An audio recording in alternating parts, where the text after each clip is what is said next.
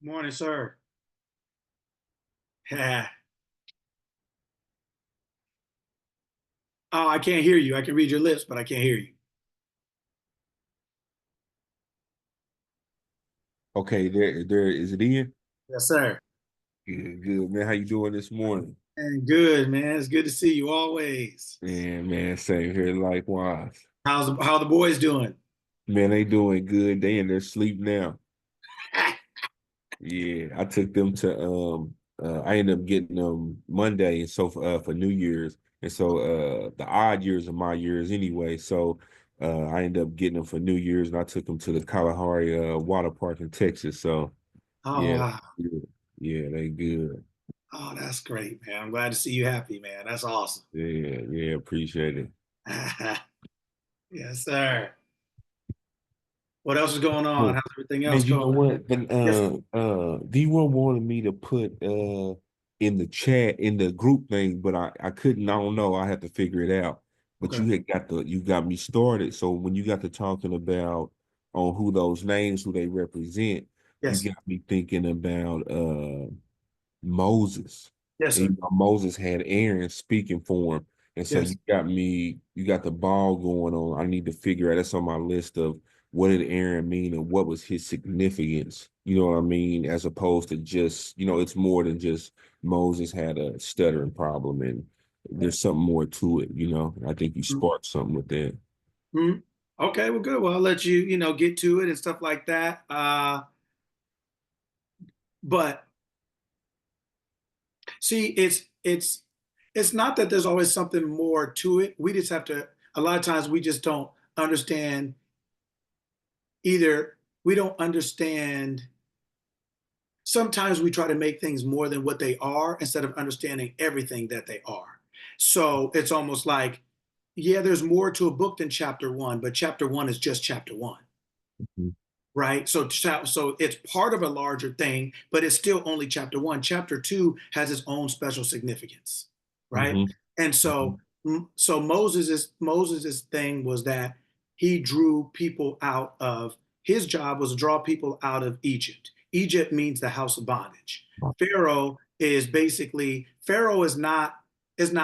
not really a person. Pharaoh is like a house. It's like the White House.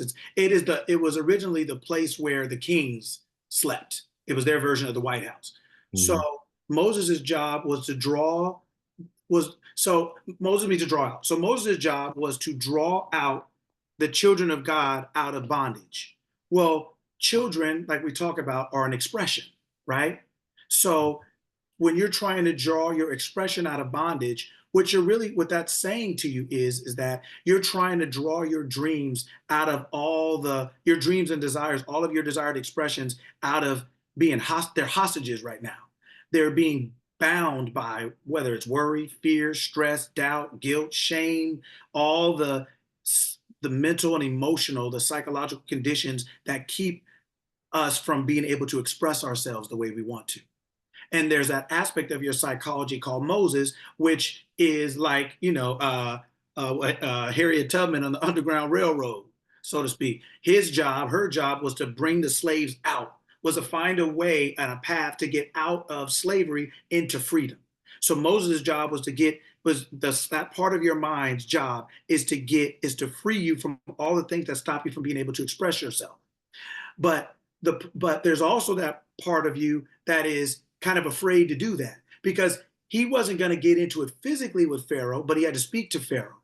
And so there's that part of you that even though your job is to free, there's that part of your mind that fears that says, well, what happens if I listen to this human person more than my desires? More if I listen to my lower mind more than my higher mind. So his job was to speak, but he said, well, I have a stuttering problem, so I need my brother to help me, right? So the point of the story is that when we understand, like yesterday, that all of this is psychological. It's all talking about aspects of our psychology and the way we think and how to think. And it's showing us all the reasons why we do things, don't do things, why we're afraid, what makes us afraid, how to deal with fear. It doesn't say don't, it doesn't say there's no fear. It says be not afraid, right? Or fear not.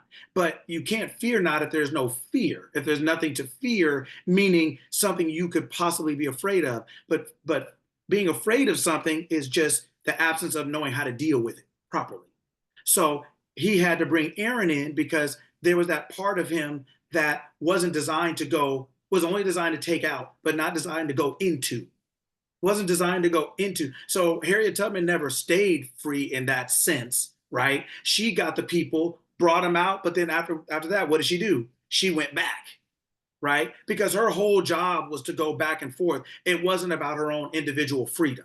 That wasn't really what her mission was. Her job was to get other people free. His job was to get, so that aspect of your mind is not necessarily designed to go there with you. It's designed to make sure you get there.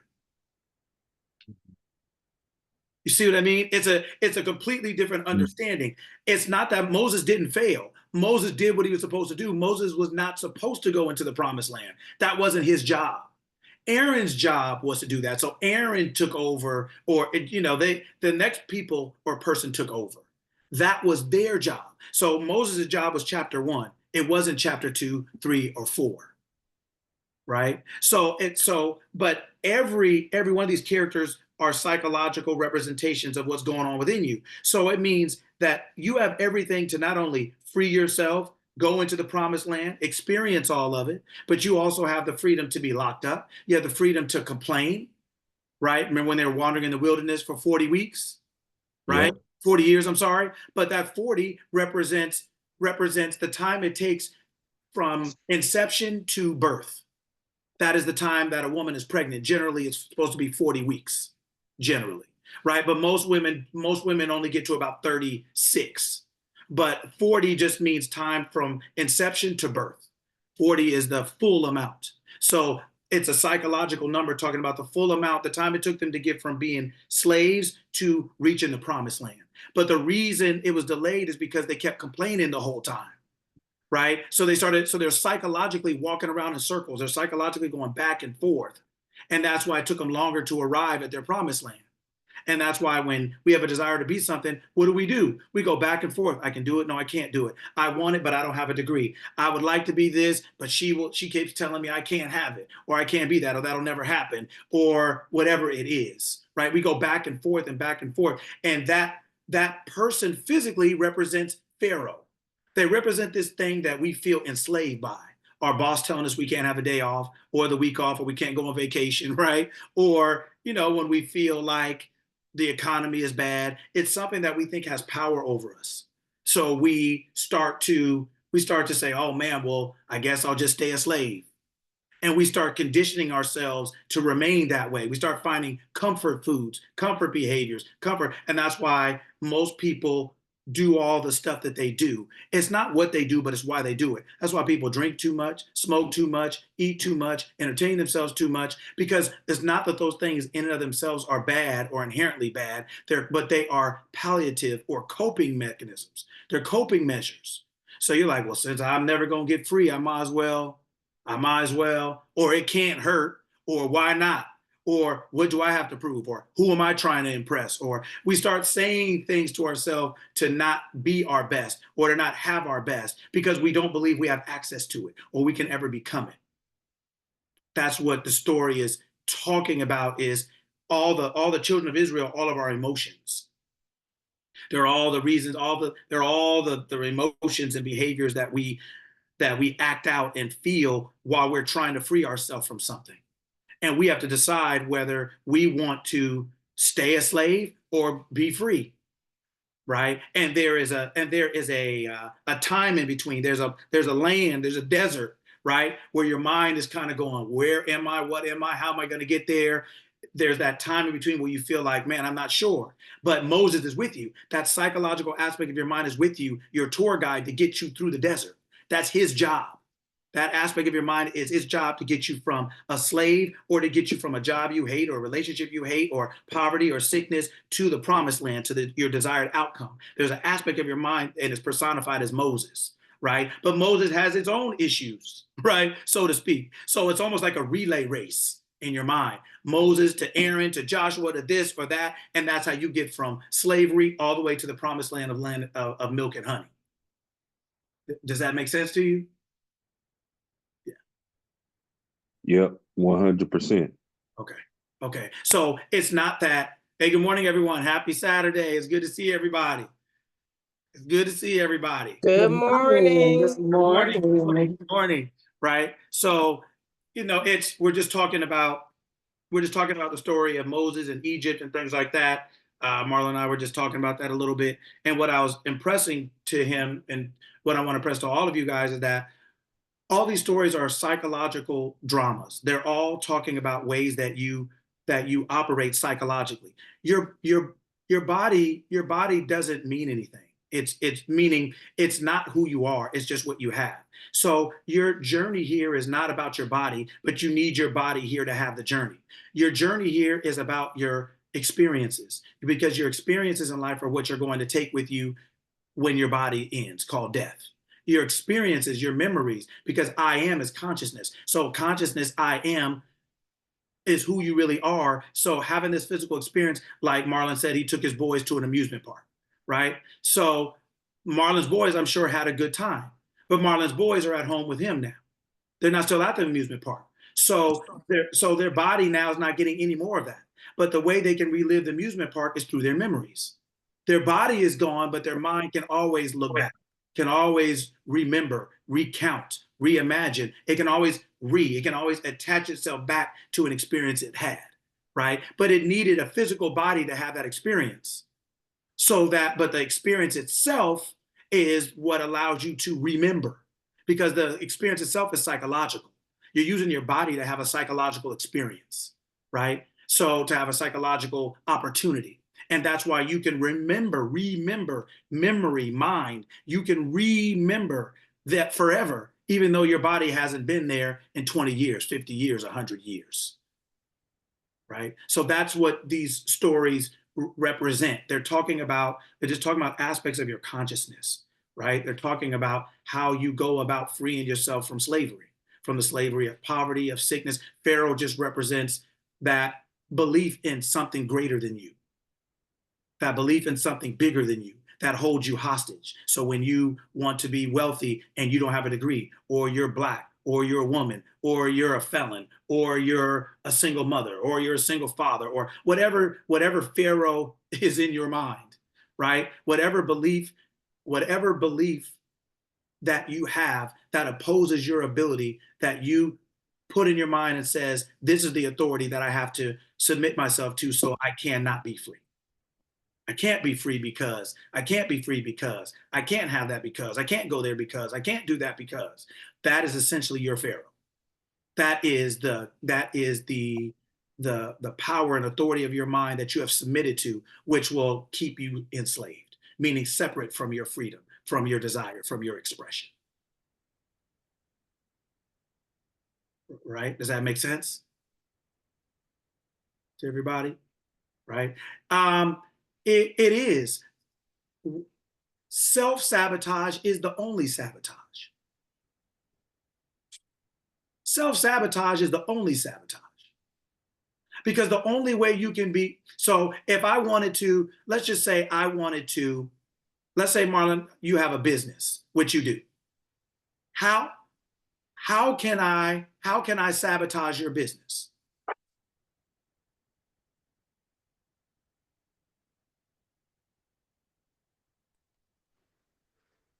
You technically, like, you could, I guess in a way that you could would be if you planted, if you threw out a seed and I allowed like a thought or your opinion about how I do my business. um like if I took that, I mean, it's something like that. I'm thinking I could, if I took a thought or an opinion about that you had about the business. I mean, but even then, I would have to allow that to happen. So I mean, you really couldn't. Correct. The only sabotage is self-sabotage. And Yeah. even if I tried to sabotage you, I would have to know something about you, or I would have to know something about your business. I would have to know you have a business. Hmm. I would still have to know something. See, that's what Judas represents. They think Judas is the bad guy. Judas is not the bad guy. Judas is well, Judas. So, okay. So Judas represents in Hebrew the words, it represents a hand. And a hand means to reveal something. It's like to create or reveal something, right? So Judas revealed who Jesus was to the people who were looking for him. He said, when I see him, when you see me give him a kiss on the cheek, you'll know this is who it is. Right? So Judas revealed, but Judas represents two things. It represents only you can sabotage yourself. Only you can betray yourself because only you know you. Only you know what it takes to sabotage yourself, betray yourself. Only you know what words are going to hurt your feelings. Only you know, only because like you said, it doesn't matter what I say. If you don't take it, it won't matter. So one, I have to know you enough to try to figure out what to say to try to get in there. Right? And even if I do, it still doesn't guarantee me success until or unless you accept it. Number one. But two, it's talking about the aspect of yourself that reveals you to the world. Only you can do that. Only you can reveal yourself to the world. Only you know who you really are. Only you can betray yourself or reveal yourself. Judas is the same kind of root word as Jehovah, as Joshua, as Judah, meaning salvation, praise, or to reveal something, to open something up and show itself. Right? They're the same kind of root words, right? So Judas represents something different than what they think. That's why when Jesus said, hey, what you're coming to do it quickly. And he said, hey, my friend, when Judas came to him, hey, my friend, because he knew he was using Judas as part of the plan to get him all the way through. He needed Judas to do what he needed to do, but he created Judas, right, to do that. Right? I am created Judas to do what Judas did. So Judas was never the enemy. Judas was just the villain in the play. But the villain is necessary to have the play. Otherwise, there's no benefit to a superhero if there's no villain, right? A lot of times we enjoy the good times because we've been through some hard ones. We enjoy wealth because we remember when we couldn't afford that. We enjoy a good relationship because of all the bad ones we've had. He had to play his role, but all of us are playing roles. And how do we know that to be true? Because we're all playing roles. How do we know that to be true? Because we are all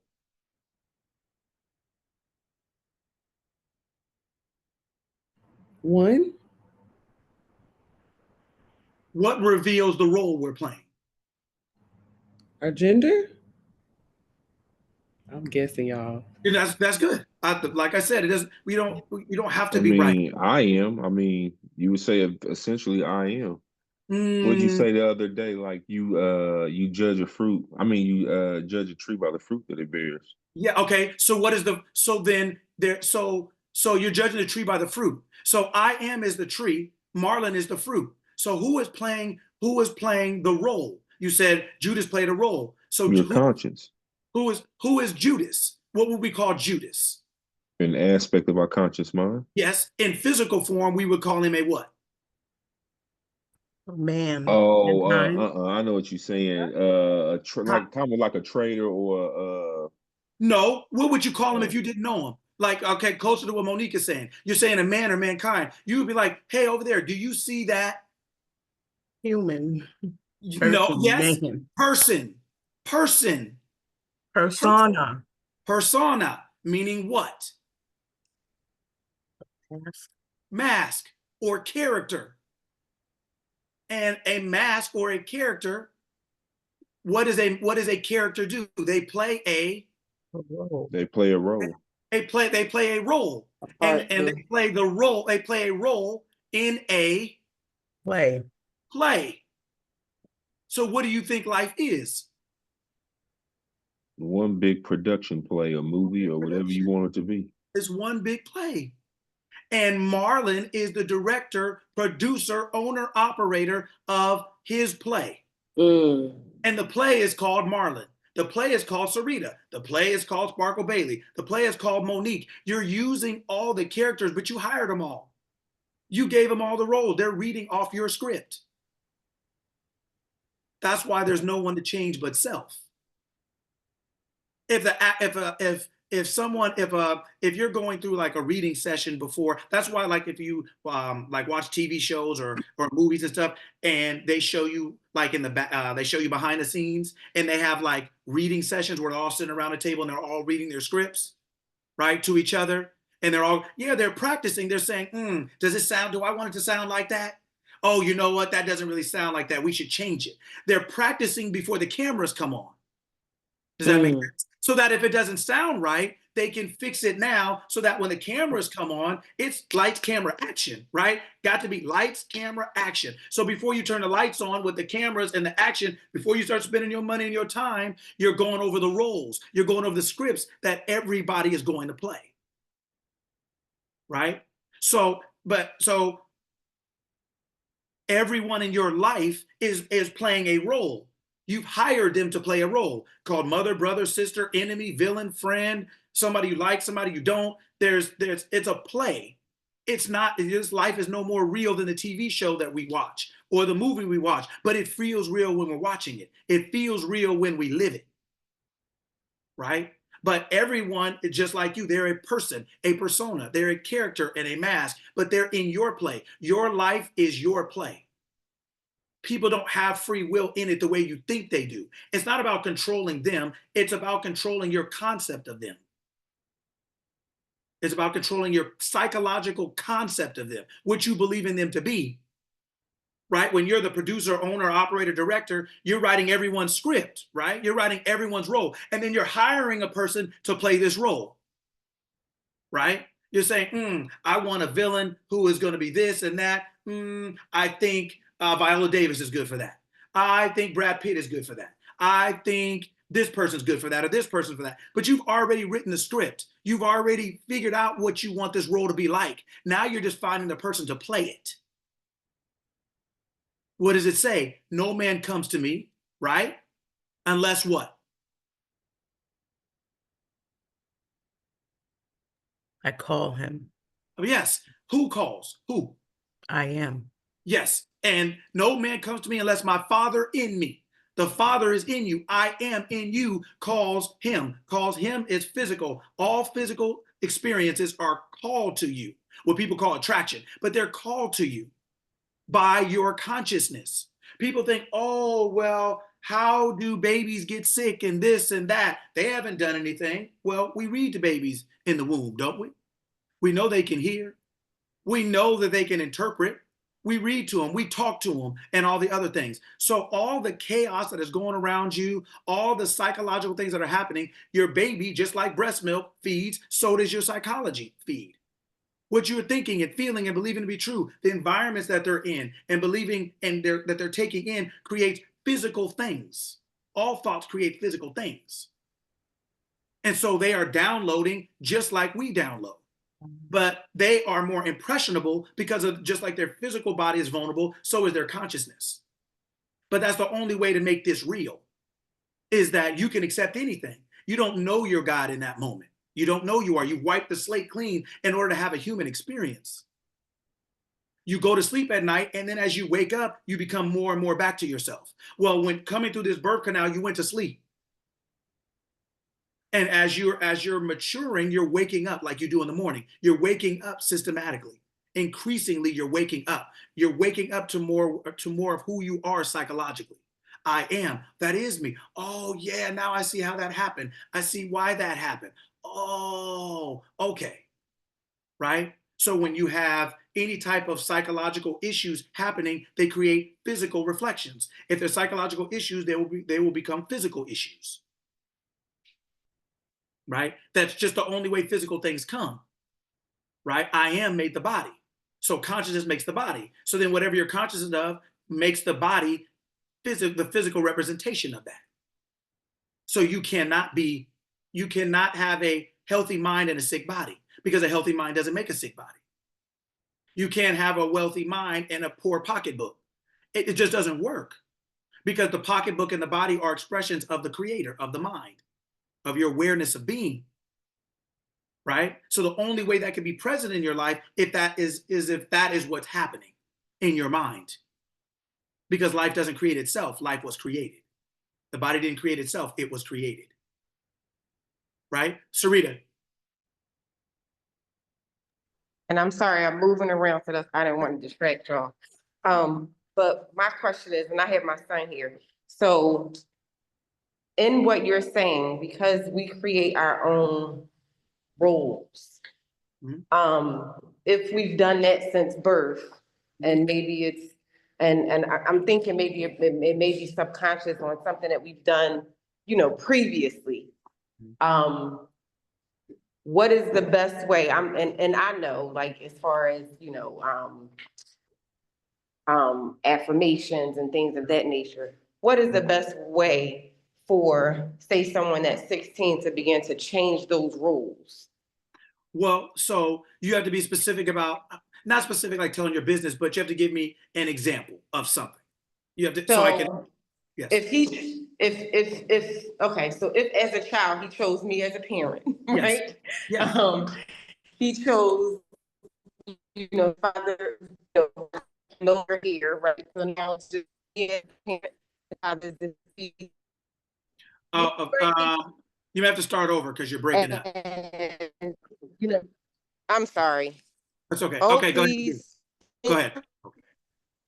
If he's chosen us as his, as his parents, Yes. By spirit, and yes. he's having, maybe a difficult time now, how can he, in his lack of life experience, begin to make those changes for him? Like, so if this is, uncomfortable, or maybe it's not, right? How does he make those changes for him? So if you are out of, we've talked about it before. If you're making coffee in the morning and you open your refrigerator and you're out of milk, what do you do? Go buy. Can you hear me? Yeah, now go ahead. I would go buy more milk. I would say, hey, I'm out of milk. Let me go get some more milk. Okay. So the first word you said I, but not the first word. You said I would. What's the next word? Go. Go. So if you go, what does that mean? What does that mean? If you go, what does that mean for where you were or where you are before you go? What does that mean now? If you go, what does that mean? That means I'm no longer here. That means you're no longer there. So if you go, so the first answer to your question is going. So when you open that refrigerator, when he looks at his parents and he says, I'm out of love, or I'm out of like, or I'm out of peace, joy, I've run out. This is some bull. I'm out. I'm out. It's working. I'm out. Okay. So that means if you need something from there, the first thing you have to do is what? Go. Go means leave.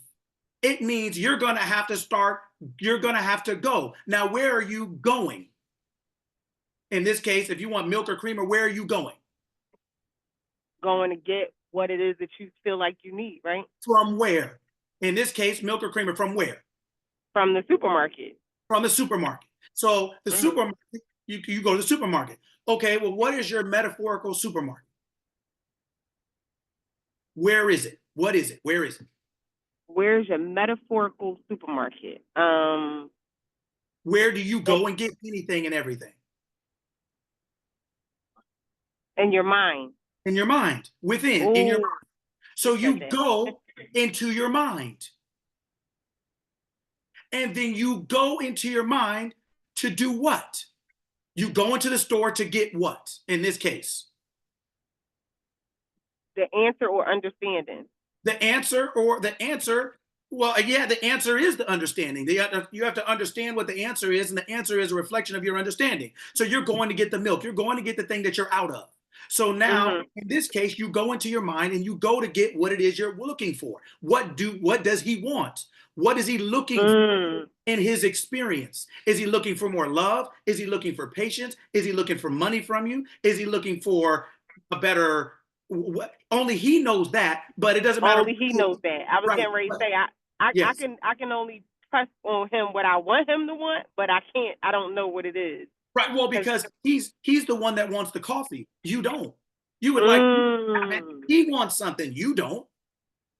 Right. He wants something. When you guys get out of the car, you rode together. But even if you both get out and walk into the supermarket, you're not walking in the same steps. You don't have the same size shoes. You're not getting out of the same side of the car. So no matter how close you are to someone, you're still an individual. Yes. Right. So he's the one whose coffee ran out, or I mean, whose milk ran out. He wants to make his coffee. So he has to go into the supermarket of his mind and restore, right? Or buy more. He has to say, this is what I want to complete this experience. So I want to have the experience of having some coffee. Okay, I want to have the experience of having a great relationship with my mom. Well, right now, he wants that because he's out. But out doesn't mean you can't go get. Out just means you need to go. First, you need to leave. You need to leave the experience of not having what you want. You need to leave the house, right? Because the house represents you not having it. The refrigerator says it's not in here. First thing you have to do is leave, go. You have to leave that thought, leave that place of mind where you don't have.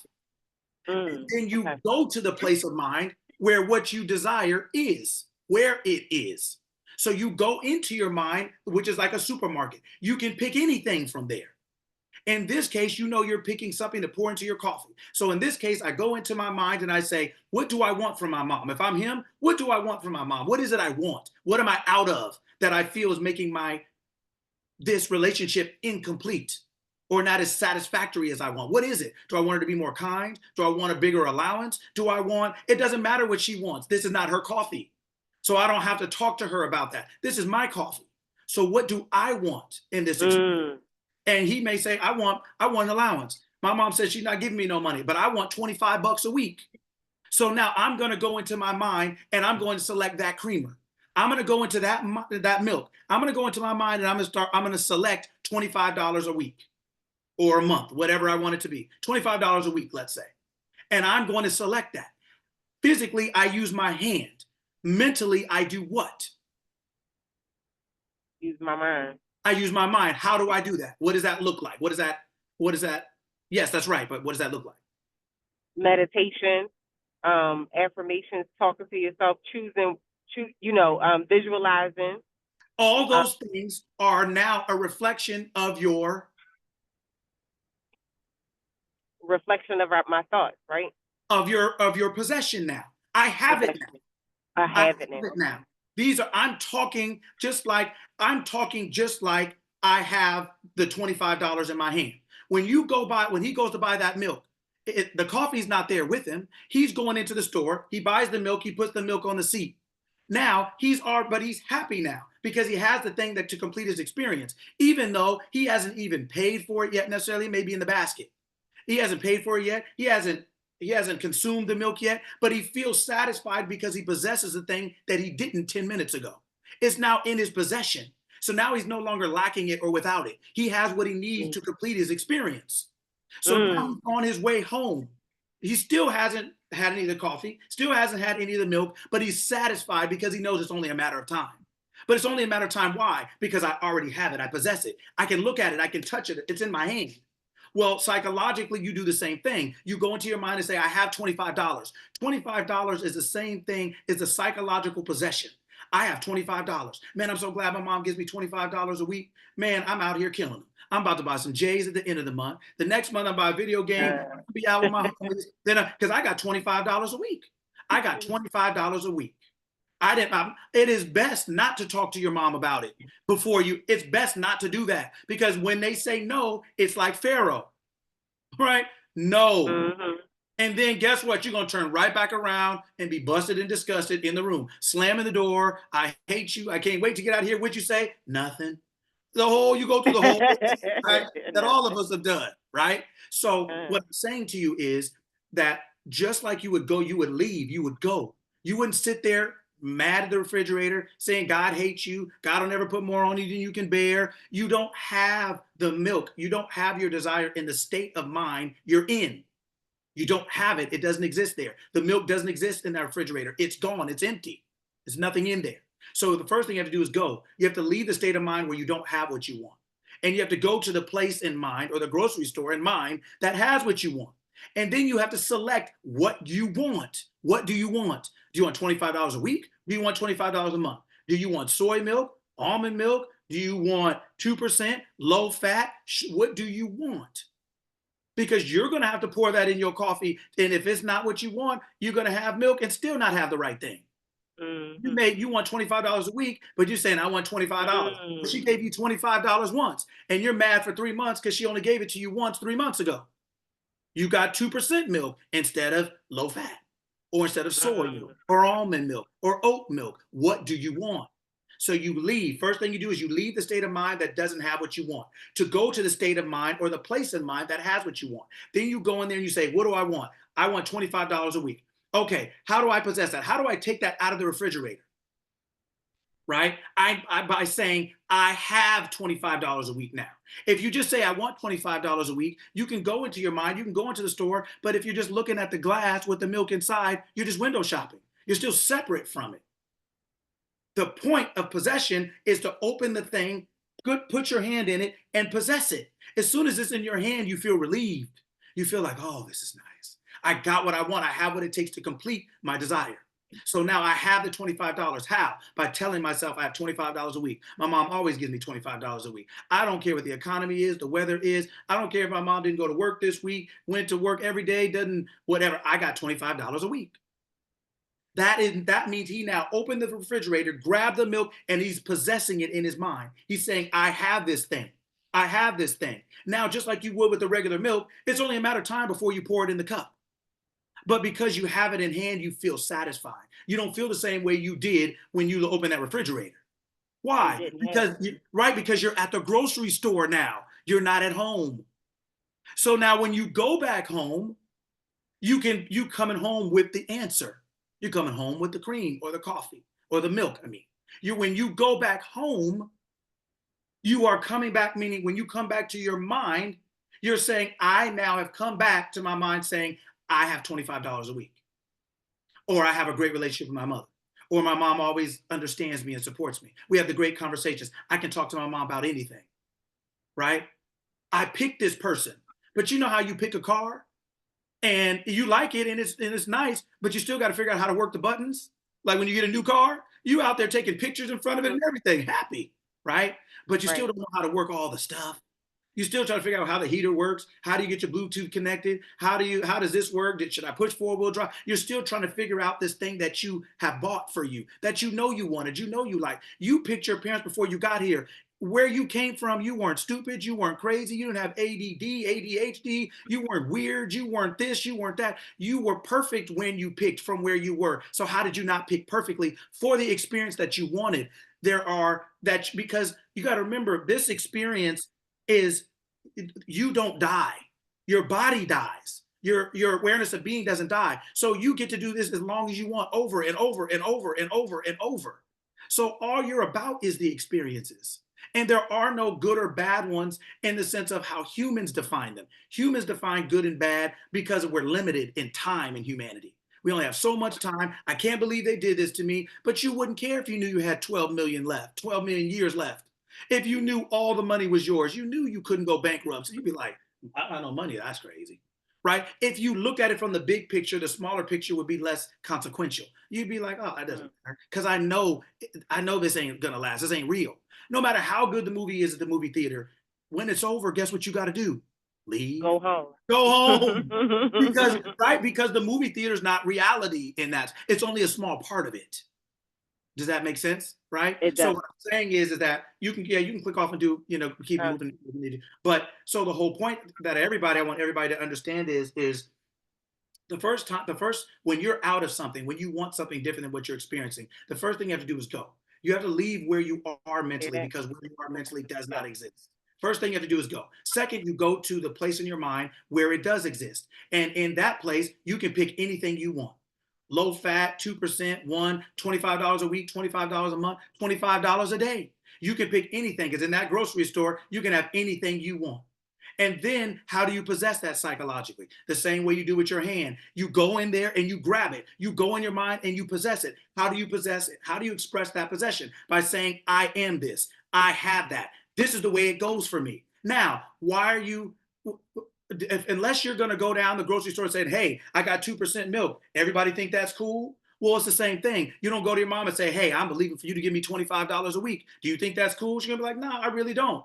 So then what happens? Somebody says, no, you shouldn't drink that. You put it back. Your mom says, I'm not going to give you that. You put it back.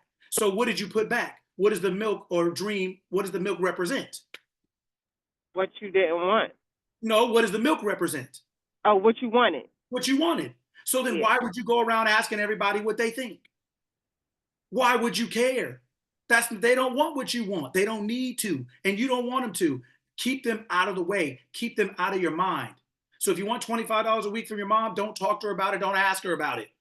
First thing you do is talk to yourself. Get what you want. It's your coffee. It's your desire. You put together what you want, right? Everybody, the reason we mess things up, remember we talked about this weeks ago?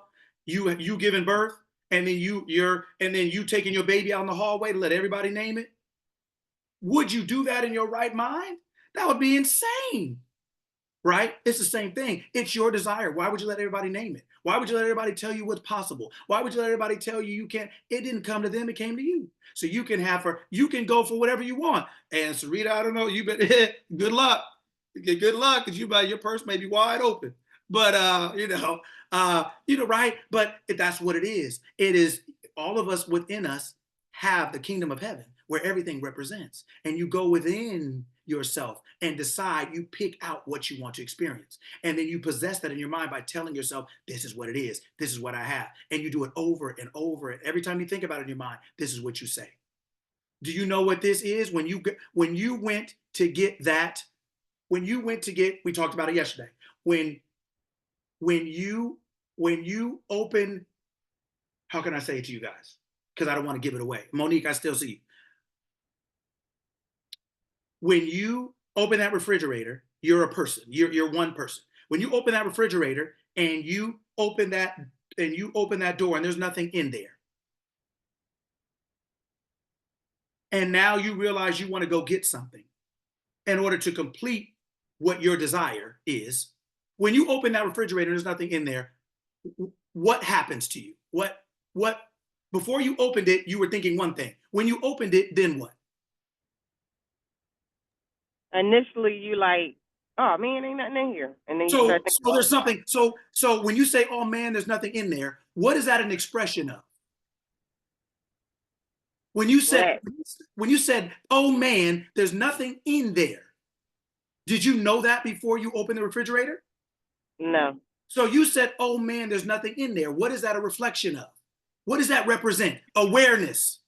Monique said, awareness. We talked about it yesterday. What is awareness? Who is that? It's us. It's consciousness. Nope. Yes, it is. But who is that? We talked about it yesterday. I am? No, we talked about it yesterday. I'm not going to. We talked about it yesterday. All right, I got that. Yeah,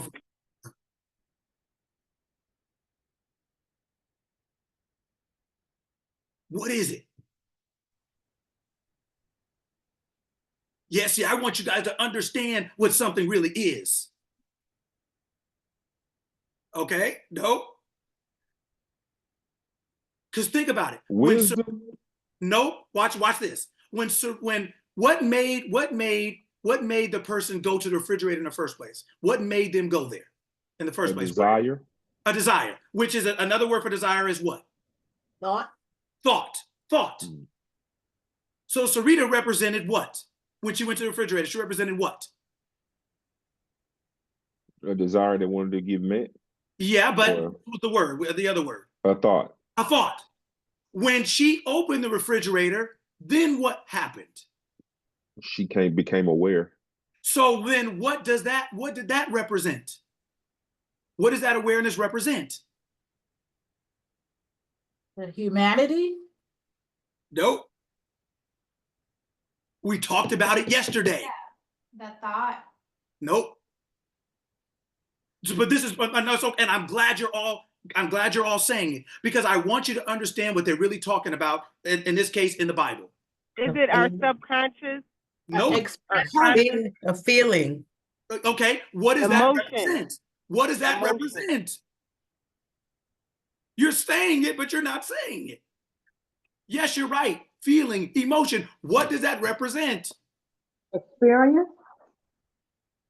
A what? Experience. Kind of, but not. But that's later down the line. Expressions. Nope. I don't have When my book. when you open that, when you get to the refrigerator, that's a thought. A thought is personified by a man. When you open that refrigerator and you saw nothing in there, you became immediately aware that nothing was there. Right? So then what does going to the grocery store represent? Replenishing. A decision. What does the awareness represent? Higher mind. We said thought. We said thought. You said no. And It's not your emotion is conscience. Is it the law? The law. Watch this. If you open the refrigerator, if you go to the refrigerator, that's a thought. That's what made you go there. You now opened it with your thought, you opened the refrigerator. When you open the refrigerator, Sarita said, oh man, there's nothing in here. She's expressing her awareness, right? Okay, thought is personified by what? By who? What is thought personified as in the Bible? What is it personified as? Male. A man. What is awareness? The awareness a female. Oh, a the female. woman. Oh A woman. So going to the grocery write this store down. is what? Oh. Is what? What is Awareness. going to the grocery The woman. It's No, feminine. what is going to the grocery store? It's an The action. thought. It's So an it's the action. male. So what does a male and female do as an action? That Oh, completes. one thinks and one Create. has the emotion. It They is a manifest. wedding. You A clown. manifestation. It is a wedding. Oh. It is the bringing of two things together as one. I have that written down right here. Oh wow. I would have never. Geez. Oh, You see what I wow. mean? That's why I'm leading you down this road, because I want you to understand what a marriage is, what a wedding is. It's not physical. We think it's physical. That's why they say you can't get divorced. That's why they say you can't do this or you can't do that, because they're thinking about it literally. No, You can't divorce is have an never action without a thought first. right. They're thinking that they're talking about the physical. No, they're always talking psychologically in this book. It never changes. They're never talking about the physical body or marriage or world the way we think it is, because we're reading it literally. But if I put it in a different context, do you see how nobody could figure it out? Let's just say it that way for a second. Because we don't understand what marriage really is. We think it's a physical thing. It's not. It is a psychological thing. It is the marriage of the mind, of the thought, and the awareness of being. When you had a thought and you became aware that that thought was not going to work out, would you be married? Nope. Right? Only the man is there in that sense. The woman, oh man, she's not here. Awareness, it doesn't exist. It's not present. So the two can't become one flesh. What does that mean? Your coffee and your cream or your milk cannot become one flesh. So guess who's not married? Guess who's not drinking their coffee? Guess who can't have a ceremony? You can't have your coffee, right? You can't have the two becoming one. So you go to the grocery store. So that what? Because you're looking for awareness now. Right now, you're aware of not having. Is that satisfactory? Does that work for everybody? No. No, it's no good. So then you got to go and get awareness. You have to go and become aware. You have to become aware of your thought. You have to capture the awareness of having it. That's the woman. So then you go to the grocery store. That's where the wedding is. The two become one flesh. Your thought and that milk are now together. Are they not? Don't you have that milk or cream in your hand? And then guess what? Restores the law. Right, right. And guess what? Who was the checker? What did the checker represent? The store. No. Like the officiant. The officiant. Oh, the officiant. I now pronounce you, right? Sparkle Bailey and Cream. Right? You may now take this home. Right? And then guess what? When do the emotions kick in? When you eating it, when you drinking it. When you eating it or when you drinking it. That's a wedding. That's what marriage is. That is how it works. That's what it is. It requires thought and the awareness of that thought. You need both of them. So when they tell you that women are subservient or this or that, did you feel that way when you opened that refrigerator and there was no cream in there? Did you feel powerful? Do you think a guy's gonna feel powerful? He's not. He's not. Because the thought doesn't do anything without the ability to realize it. And that comes through the awareness of being. That comes through the woman. Right? You need both. Otherwise, there's just black coffee. And there's nothing wrong with that, except that's not what you want. That's what makes it bad. Some people like black coffee. It's just the fact that you don't want that. There's nothing wrong with being single, unless you don't want that. There's nothing wrong with anything as long as you're okay with it, meaning you want it. But when you open that, you're the man. When you open it and it's not there, that means the woman is absent. That means the awareness of being, without the awareness of being your thought, without you willing to say, okay, I am, that is what affirmations do. They create the awareness of being. They dwell that in you. They ramp it up, that awareness of being. When those two click, then it's like, okay, the law can now pronounce you your thought and its awareness. Then you can have an expression, man and woman. The two becoming one flesh in the eyes of the law. The two becoming one flesh in the eyes of the checker. So when you walk out, you paid for it. They're not going to say you stole it. You don't need a receipt necessarily. You don't have to have it in a bag. You can just have it in your hand because you went through the process. You went through the line. This is a wedding. Everything you have in your life is because you're married to it. Everything is because you have the thought and the awareness of it. That's the only way it's able to be expressed in your life. That's it. If you went there and bought, if you didn't go to the store, what would you have? Nothing. If you take that milk out of the refrigerator and don't pay for it, what are you going to have?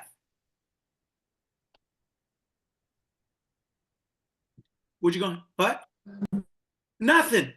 Nothing, right? So then if you don't have the thought, what do you have? Nothing. And if you don't create the level of awareness of the thought, what do you have? Nothing. And nothing from nothing leaves nothing. There you go. That's why you don't have what you want. Whatever it is because those two things you've not married them yet. So you can't express it. The law has not pronounced you one flesh. So when it says man and woman become one flesh, they become one in the eyes of the Lord, in the eyes of the law. You become one flesh. Just like you become one flesh with that milk when you pay for it at the cash register or at the self-checkout. That is the officiant. That is declaring you and your desire one now. But you had to go to where your desire was to go become one with it. There's nothing wrong with not having it right then. But if you're unwilling to go get it, that's the problem. It's not that it doesn't exist. You're unwilling to go get it. It's not that wealth or health doesn't exist for you. You're unwilling to go get it. You're unwilling to start possessing it mentally by calling yourself that, identifying yourself that, framing yourself as that, talking to yourself as that. That is the mental possession. Once you have the mental possession, the law will declare you one flesh. Then the crowd erupts, right? Then you have your coffee, your taste buds erupt. This is a wedding. This is what they're talking about. It's the psychological ability to take a thought, create the awareness of that thought. Look at it. When you had a thought and you opened and that thought wasn't present for you, you said, oh man, you're saying that I don't have the awareness of this thing. I look and there's no awareness of it. So you have to go to where that awareness is in your mind.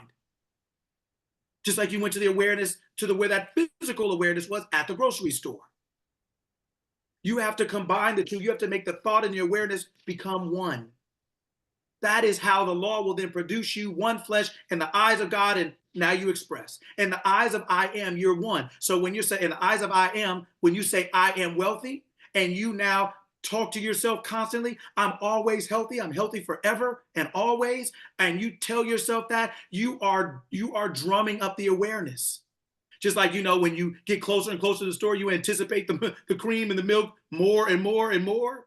When you get closer to the airport or going on your trip, when you get closer to the car lot, getting you ready to get your new car, when you get closer to this or this, right? Your awareness increases. It intensifies. Yeah. And it gets to the point where it's like, boom, the two are now one flesh.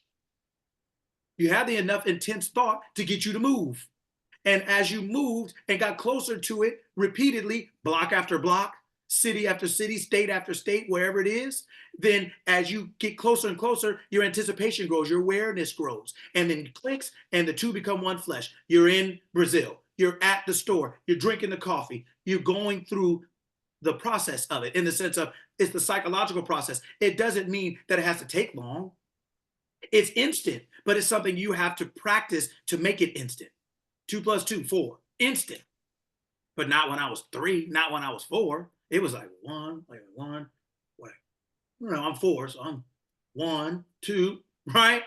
Now it's just 4. There's no fingers up. There's no, but that comes from time and repetition. It comes from time and repetition. This whole thing I'm explaining to you is a marriage. That's a wedding. That's what a marriage looks like. That's what a wedding looks like. That's what efficient looks like. This is what it looks like.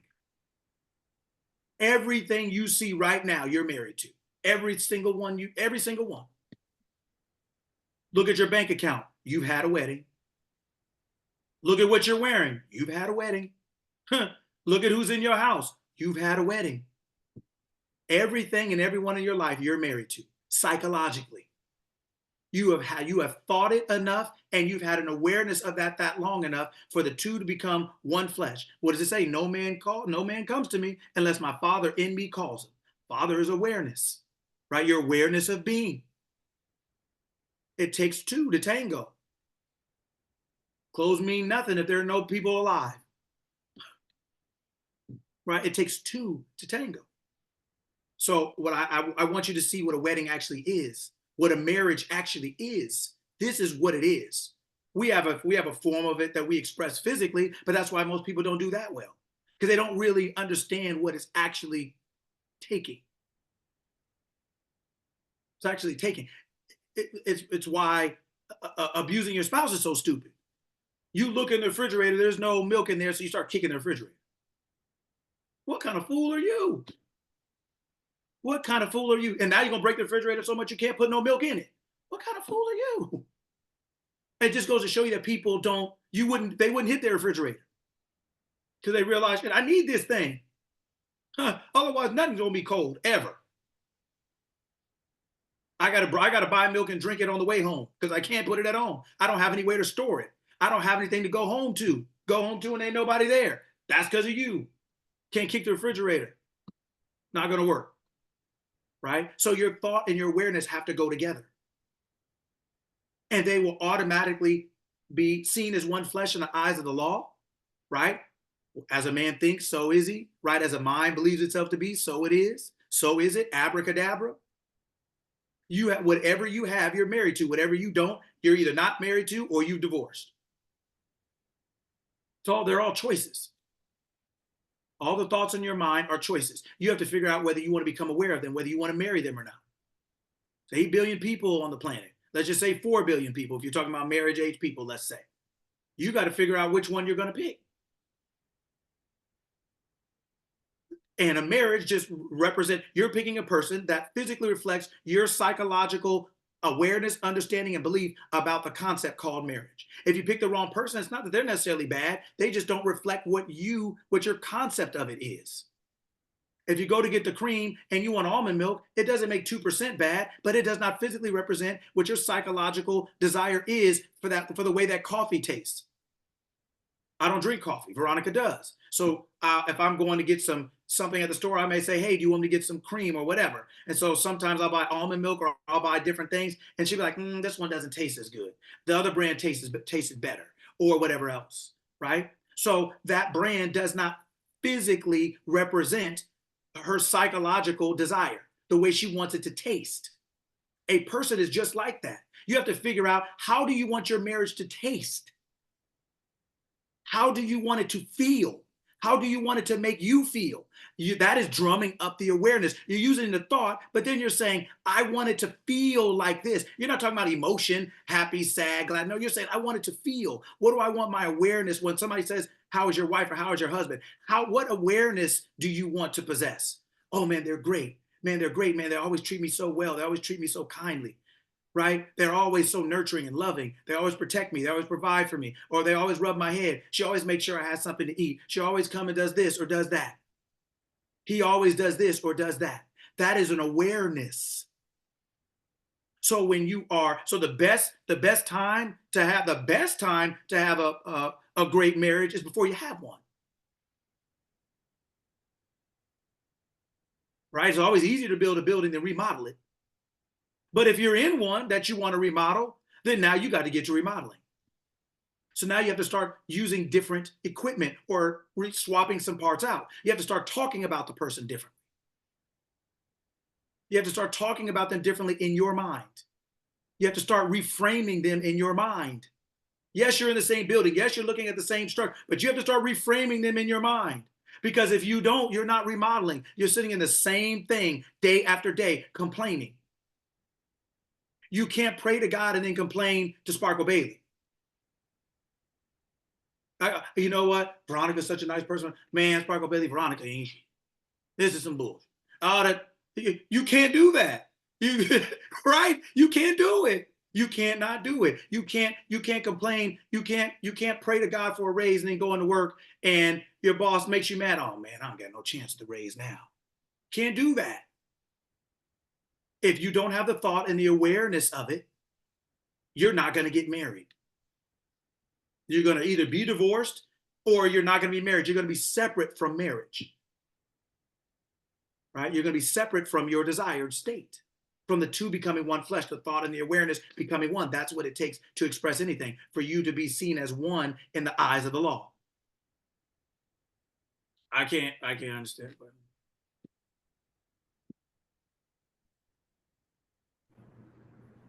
Oh, okay. Well then, yeah.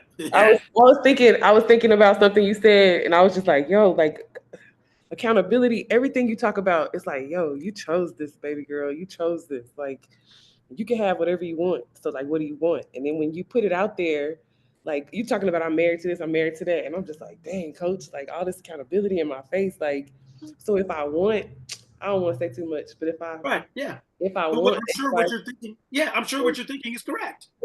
That's the great part about it. My mom always says it. When you laugh, you're learning. When you laugh, you remember. You're like, oh, wow, right? If you look like in the Bible, you look at anybody who got what they wanted, and they always had some expression of joy. They either laughed or they cried, they're overcome with emotion because you feel relieved. You feel like, oh God, this makes it. Now I know how to do it. When I'm training people in basketball, right? I'm like, the ball doesn't do anything. So when you learn how to shoot, after a while, you don't even consider the ball. You just realize if it went in, it's because of me. If it didn't, it's because of me.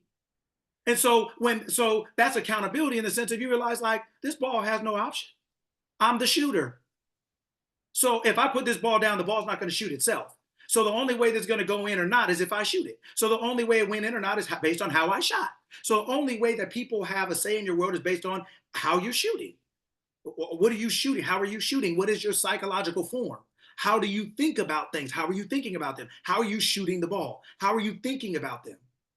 If you're unwilling to use proper form, it's not going to go in, generally. It's just not, right? That's why there's a typical way people shoot, right? There's your shooting hand and there's your guide hand. And you put them together in order to keep your shot on the line and then where you want that to go. You have to keep your thought on the line, right? And your awareness is where you want it to go. You need both of those together. That's why you don't see anybody in the NBA with one hand. Tough, hard. You need both things, right? So it's when you understand, it's like, well, then you don't ever blame the ball. You don't need to. You just shoot different. You're like, oh, okay, I'm not blaming the ball, but I realize also the ball don't have no say either. So then guess what? I'm going to shoot this right, and that's what it is. You start to realize that other people in your world are like a ball. There are things you're using to play basketball. There are things you're using to have a relationship or have a job or have a this, but they don't have a say in your world the way you think they do. But if you don't know how to shoot, you're going to complain about the ball. You don't know how to shoot, you're going to complain about the rim. All the young kids, like 5-year-olds, 4-year-olds, they're all worried about their ball. Well, it's not, it's flat. Oh, well, it's this, it's that. It's like, man, if you can play, nobody even thinks about what you're talking about. But it just lets me know you can't play. You can't play. The rim is a little bent. Is it bent for everybody? Okay, well, then we're still good. Doesn't matter whether the rim is bent or straight. I can shoot better than him for sure. Doesn't matter whether if we're playing on the same rim, then we still have the same advantage or disadvantage. Now, I'm still going to be whether I'm better than you or not. Still about whether I'm thinking or not. Right? So whatever you have, you're married to. Whatever you don't, you either never had or you've divorced. That coffee, when you open up that refrigerator and you were disappointed, is because what you saw showed you that you don't have the awareness of something. There's a lack of something. So you have to go to where that thing is in your mind, right? Seek first the kingdom of God, the kingdom of I am. Seek first your awareness. Become aware of being or doing or having what it is you want. Seek that first. First. But we're out there seeking him first, her first. We're out there on all the dating apps. We're out there applying for every job we can find. We're out there going that way first, thinking that that's what's going to get us something. But it either gets you nothing or something you don't want. And even if you got it, you don't like it, wish you didn't, or this or that. Instead of if you seek first, the things will be added. If you don't seek first, you'll have to chase everything. Nothing's added. You're always chasing. You're always chasing to get it. You're always chasing to keep it. You're always chasing to like it. You're always in a subordinate, subjective state. Always and forever. It will never change because of how you started it. Right? Monique. Well, you definitely answered my question. Okay, good. Absolutely, right. But I just wanted to share, I had a aha moment where I had such disdain for a particular person. Mm-hmm. And no man comes to me unless my father and me calls him. Mm-hmm. Right. And that disdain I carried with me for a whole 48 hours. And then I watched that feeling create a scenario in my home, which gave me more of that feeling that I was harboring. And I wanted to react, like, like maybe break the TV, throw some things, but instead I heard be still and know. And so I just got up and took a walk this morning, and it was like, I can see clearly now the rain is gone, right? So I just sat in the whirlwind of my feelings and I just let it pass.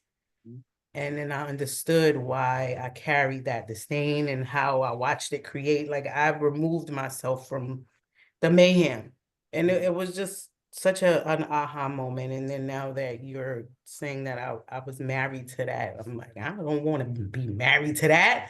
But through all of the whirlwind of feelings, I was saying all things work out for my best and highest good. All things work. Like, it was so much noise that was the only thing that I could cling to, because I didn't want to react, because reacting would cause more of that feeling. So without getting into any details, just thank you for that. And thank you, Sarita, for asking that question, because I understand.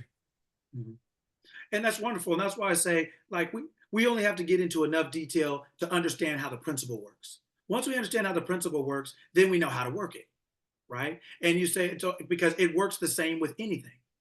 Whether you want a relationship, whether you want some ice cream, whether you want to build a house, or whether you want to remodel a house. If you're remodeling a house, that means you're going to have to swap out some parts that you're going to have to add some parts that weren't there, swap out some parts that are there. You may have to put some new wood in. You may have to put some new screws in. You may have to add a new roof, or you're remodeling. You're remodeling. There's already a model. There's already something happening. You now want to remodel. You want to reshape the way something exists in your world. But you can't do that with the same thoughts. You can't do that with the same beliefs. You can't do that with the same habitual thinking. You're going to have to remodel, revise, remember, remind. You're going to have to do something over, right? You're going to come back to it and do it over in order to get a new version of something, right? You have to remodel it, right? You're going to have to change some things in your mind about this thing. You have to change some things in this building, right, in order to make it different. right? Newer, bigger, smaller, whatever else it may be, right? All of these things are psychological. All these things everything begins in the mind. There's no exemptions or no exceptions. A lot of times we don't realize what our mind is thinking until we see something. And then we think, because of humanity, we think that things only exist when they're in our sensory world. But that's all humans, that's how humans think. That's why we have senses, and that's not a bad thing. That's just not the only thing or the truest thing or the first thing. The first truest thing is that everything starts in our mind and everything becomes physical.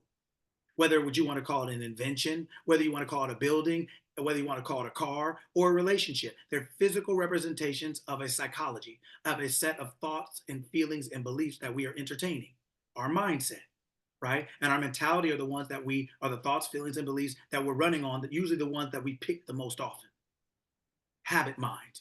That's why it's so hard a lot of times to change our habit. Not because the habit itself is powerful, but habit itself is powerful. Meaning what you do all the time becomes powerful because you are power itself. So you are empowering a thing.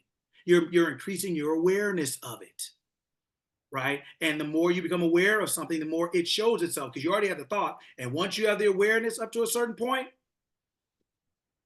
boom. And a wedding, generally, in a wedding, who's at the altar first?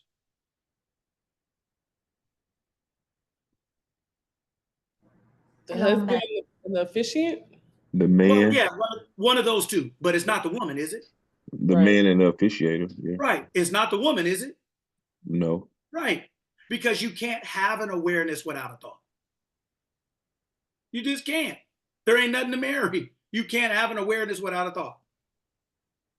Right? So the thought is there, and the overseer of that thought is standing there right next to that thought. And that thought can't get married unless awareness shows up. There's nothing to marry. There's nothing for the law or the Lord to marry. There's nothing for God to bless.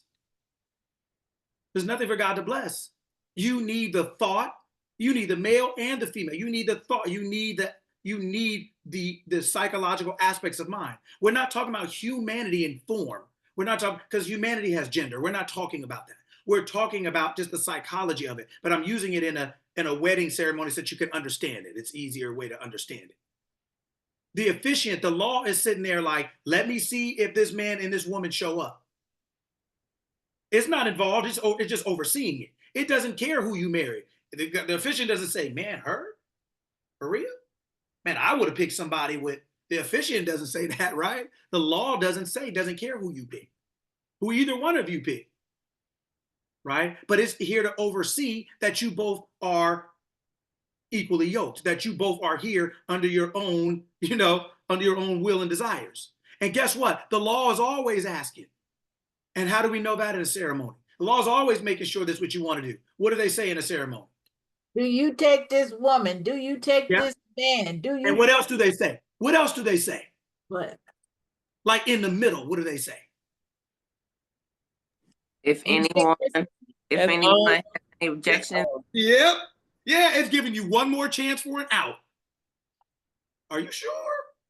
Because once you do this, you are going to be that. Are you sure? Once you do this, this is legal. Are you sure that you want to have this thought and emotionalize it, become aware of it? Are you sure? And if there's anybody who thinks it's not a good idea, if there's any aspect of your mind that thinks that should think better about this is your shot. Because just because you thought something, had a feeling about it, and awareness about it, doesn't mean it has to happen.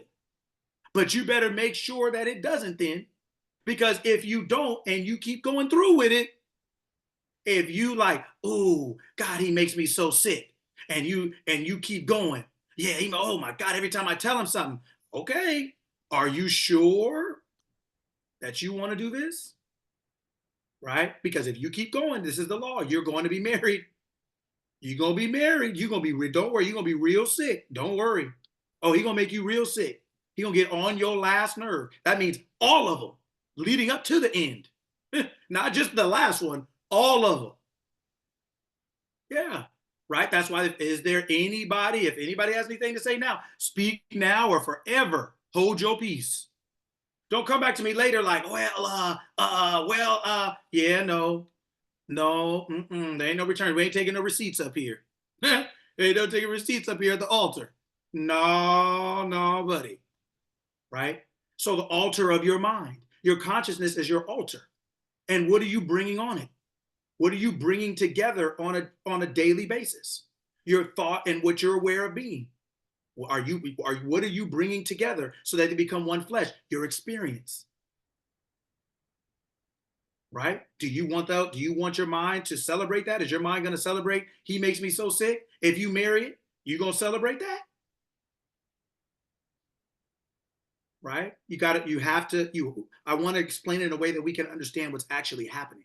This is what's actually happening in your mind. When you have a thought, right? The law is sitting up there at the altar, right? With the law overseeing the thought. But the law can't marry the thought to itself. So awareness got to come, but awareness comes after. Awareness is the beauty. Awareness is the emotion. Awareness is the wow. That's what the awareness is. Just like Sarita said, oh man, because she was without in that example. So you can be, oh man, or you can be like, wow. Without, you're, oh man. With it, you're like, wow. Wow. Wow. And no thought would be there if it didn't want to feel like that. No thought would be there. No guy would be sitting up there if he didn't want to look at that coming down the aisle. He wouldn't. And the law's over there looking at him like, all right, you good? You good? Right? And all right, because I'm getting ready to, are you sure? Okay, you said it. All right, good. Now I know you two are crazy and this is Vegas. Does anybody think this is not a good idea? Right? Your awareness of being is always asking you, who am I? Who am I? Who are you? Who are we believing ourselves to be? Does this reflect that? Does he reflect that? Does she reflect that? Does this thought that you are starting to entertain consistently now, that you're saying that you're thinking is a good idea to marry, is this really a good idea? It's asking you. Your awareness of being is always asking you. That's why the ceremonies are not separate. They are reflections of a consciousness. They understood how this worked. So they created physical things that reflected their understanding of a concept. That's why the men are up there first. Not that they're more important, they just represent thought. The women are not less important. You can't get married to yourself.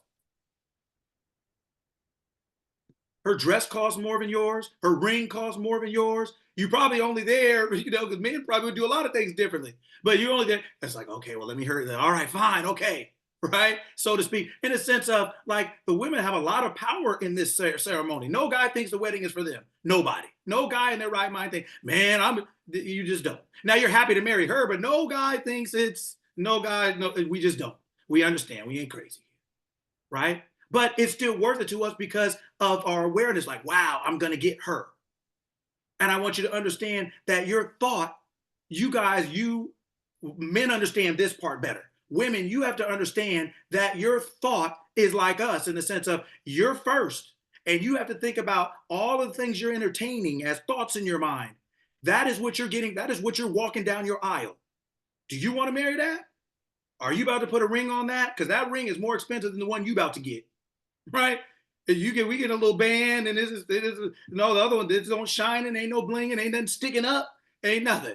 Right? Do you really want to marry that? This awareness is going to cost you. And if it's what you want, to every man it's worth it. To every thought, it's worth it. But you have to understand you're walking something down the aisle that in a lot of ways is more powerful and potent than you. It's definitely more expensive than you. Right? Do you really want to do that? You have to be aware of your thoughts and what you're marrying. Right? What you're thinking and what you're entertaining. What are you entertaining? Do you keep entertaining that thought? Dun, dun, dun, dun. Yeah. Yes. I now pronounce you chaos and disaster. You may punch each other in the face. Right? You may be broke. You may be sick. You may be homeless. You may be, dun, dun, dun, that's it. That's it. Right? They play music. Guess what? They play music at a wedding and a funeral. So you got to figure out which one you're attending. You got to figure out which one you're attending, buddy. Right? So I want you guys to see how just in your everyday life, you're getting married all the time. This is what marriage is. It is the union between thought and awareness, that when you bring them together, they become one under the law, and then the crowd applauds. The emotions applaud. Your emotions are telling you what you're walking down this aisle. So you see people laughing, clapping, screaming, crying, happy. You see people in all kinds of states when you're in an emotion. Because, I mean, when you're at a wedding, because it really is the expression of something. Right? And you make a big deal about it. I want you to start making more of a big deal about your thoughts and what you're entertaining. Weddings can be cheap, but they pretty much ain't free. No matter almost how you do them, they ain't free. Just about. Right? So what you're getting in your life, everything you married to cost you. Take a look around at your house. Take a look at what you have on your body. Take a look at everything. Every one of those things cost you. Every one of them. Because even if you didn't buy it, no hat comes to me unless my Father in me calls it. No man, no hat, no circumstance, no experience. Nothing came without your awareness of being and your thought being married. The law pronounced you that, so that came. It's the only way things come. It's the only way things come. Sometimes we got to get a divorce. Sometimes it just ain't working out. We married the wrong person. This just ain't, it's better for everybody. Some things you just got to let go. You're not fooling nobody and you're wasting your life. Nobody can get you into heaven or take you out. It don't matter out of it. It don't matter what people think. If that's not for you and you know it, I'm not talking to anybody. I'm just talking to everybody. If that's not, then it's not for you. Then, and if you're not willing to remodel it, if you guys aren't willing to, then what you doing? You just Tom and Jerry beating the hell out of each other every day and then come back with a new episode the next day? Like we just going around in the same psychological cycles and circles? That ain't doing nothing. We've been married for 40 years. Yeah, beating the hell out of each other for 39 and a half. Hallelujah. Mad at each other for 39 and a half. Hallelujah. Right? It's just, I mean, it's all kind of insanity. Holding on to something that is not the physical equivalent of your psychological desire.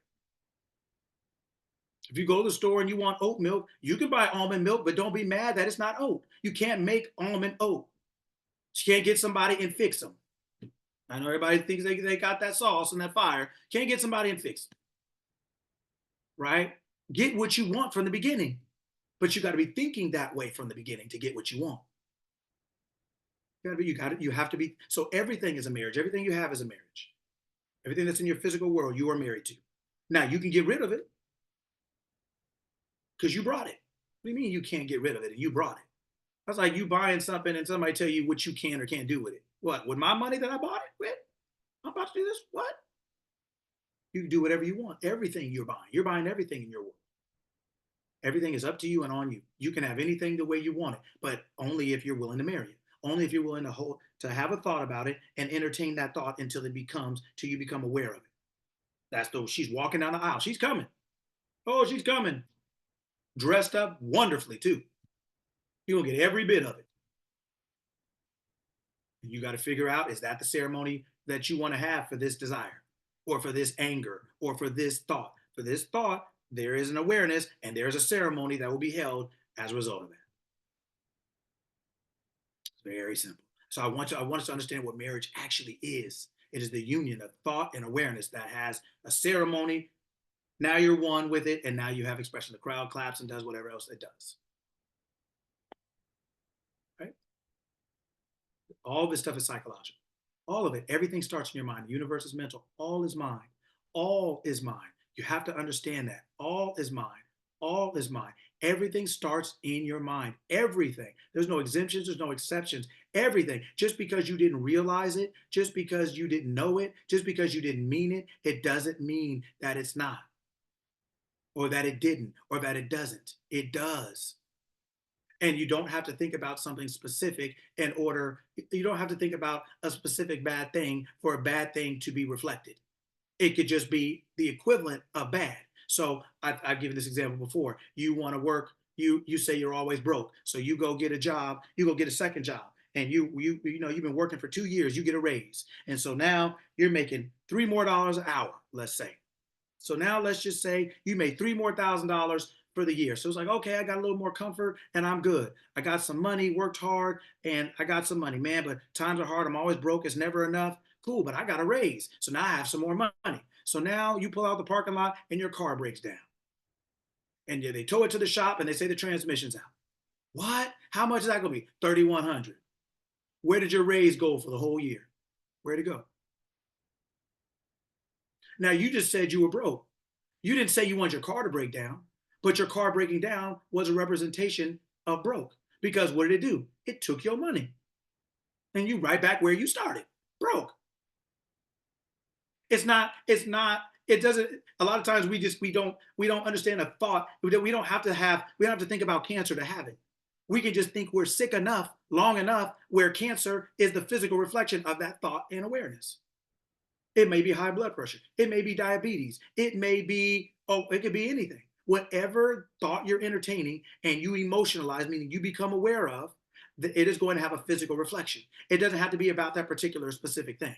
It can or cannot be. If you're saying, I am this, okay, I am wealthy, then now your thought, and the more you talk about it and think about it and play it over and over in your mind, right? You're walking that down the aisle. That is going to have a ceremony and be reflected in your life. But if you just think something general, I'm sick, or you just think something general, I'm wealthy. I don't know how or why or how it's going to work, but I'm just going to keep telling myself, you're going to have the same ceremony. But wealth may come in winning a lotto. Somebody may have a house that they just want to give you. Somebody may buy you a brand new car. It's whatever your psychology is, whatever, because I am knows what LaToya means. LaToya doesn't need LaToya's words. I am is on the inside, so it's living in the environment. It knows what you mean. Humans have to try to interpret. They hear what we say, but they don't always know what we mean. I am always knows what you mean. Whether you say it or not, I am knows what you mean. It knows how you're feeling. It's there. It sees the level of awareness, right? It's like a bridesmaid or a groomsman. You may not see each other into the last minute, but everybody's aware on their side because they're there in the party. I am is in the party. So it's bringing you're calling physical situations, circumstances, conditions, everything in your life is being caused and called by that. That's what the people in all these books are telling you. They're telling you that sickness is caused by that, wealth is caused by that every cause is every cause is caused by only one cause. I am, your awareness of being. I am is awareness. I am this is the awareness of being that. So when awareness becomes aware of being, the two become one flesh and you have an expression. You're married in the eyes of the law. In the eyes of the Lord, you're married. You're having that expression. Everything in your world is caused by that. There's no exemptions, exceptions, or anything else.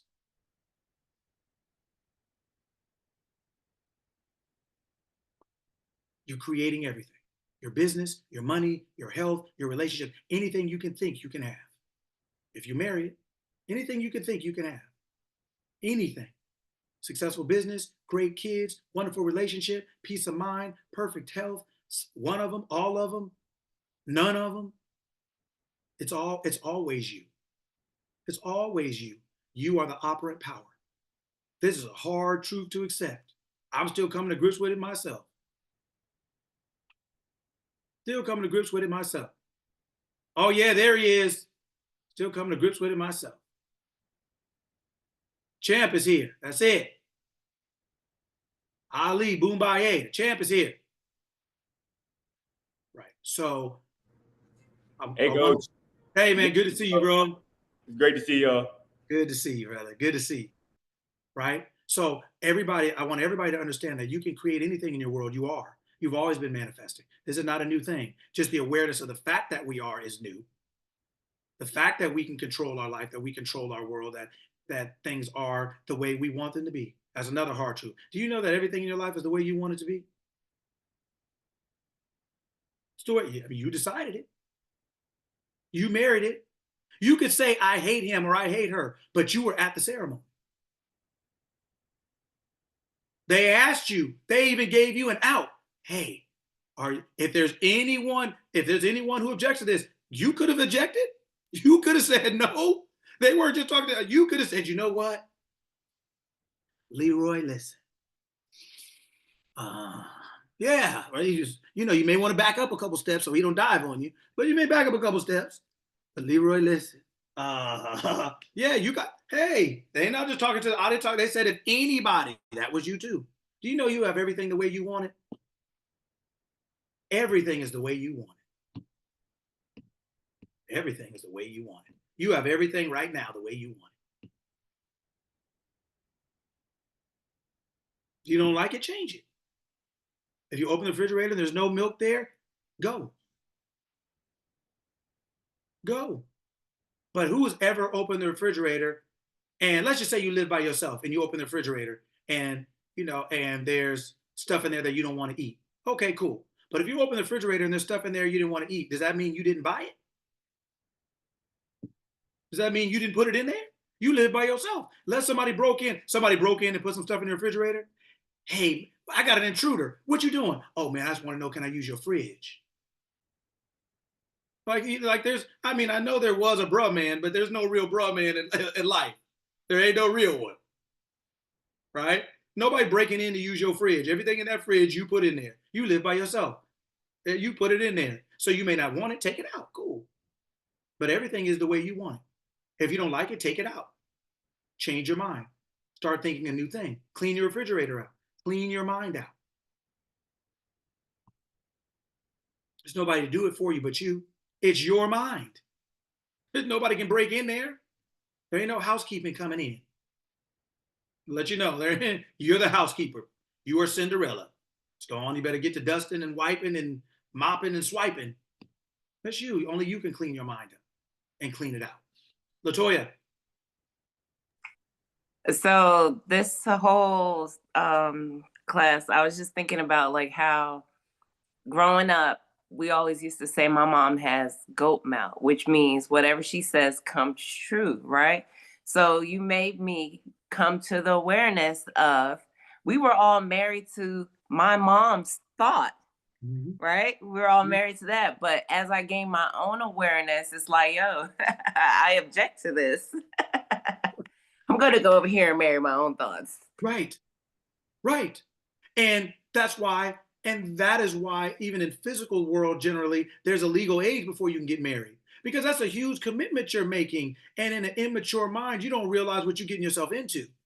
But in the psychological world, there isn't. You're thinking from the beginning, you're always I am, you always have, and you always will be. Think about it this way. I want everybody to think about it in a linear direction. Who were you before you became LaToya?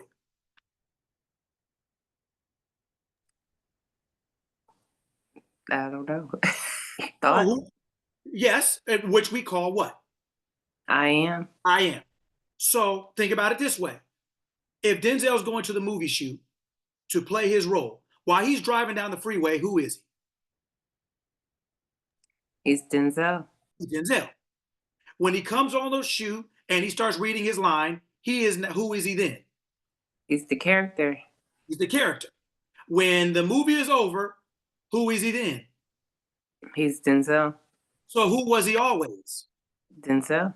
Playing a character while he was on the set.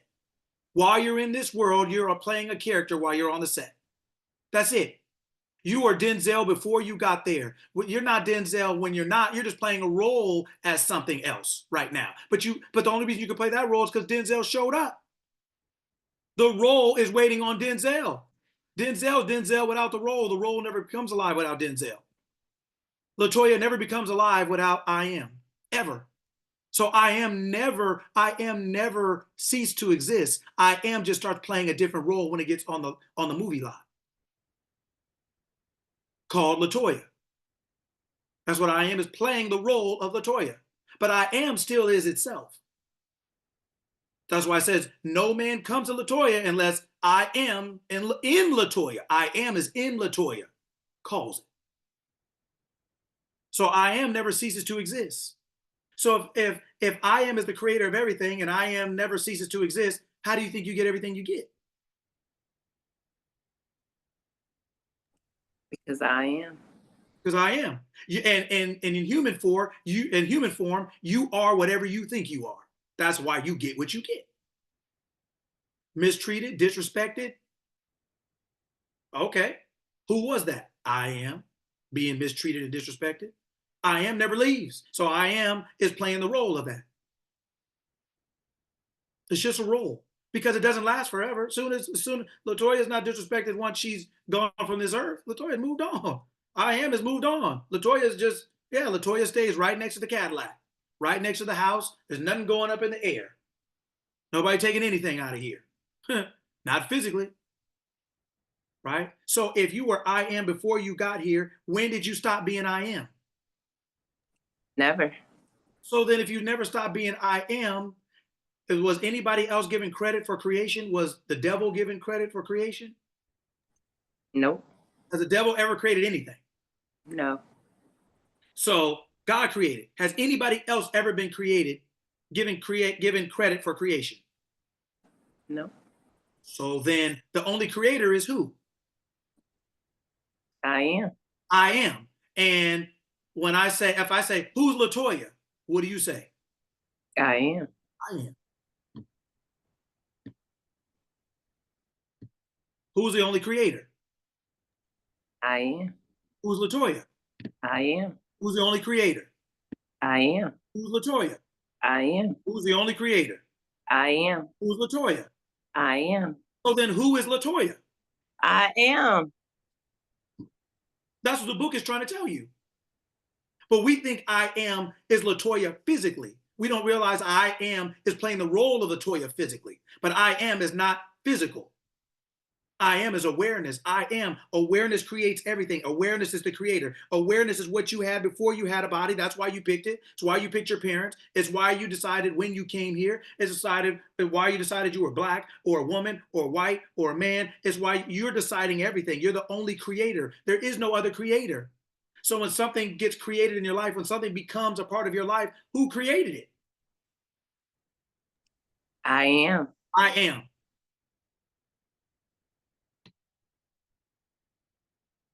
There's nowhere to go. There's nowhere to run to, baby. Like, why do we have to accept, and I know the answer, but I'm still gonna ask, why do I have to accept that I chose? Let me ask this question in the chat so I don't have to have it recorded later. I'm gonna ask the question in the chat. Because you'll never be free if you don't. Anytime if you ever think that there's another cause outside of yourself, you'll never be free. Because you'll always be looking for the reason why you can't, why you didn't, why you don't, why they did, why they can stop you. If you believe that Pharaoh is more powerful than God, you'll never leave Egypt. If you're more scared of Pharaoh than you believe in God, you'll never leave Egypt. The children of Israel will always be held hostage there. It means the children of Israel Israel means the mind that knows who it is, the mind that knows I am. So, who is Latoya? I am. Right? And who is the creator? I am. Who is Latoya? I am. Who is the creator? I am. Right now, she's expressing something. That means she is a child of Israel.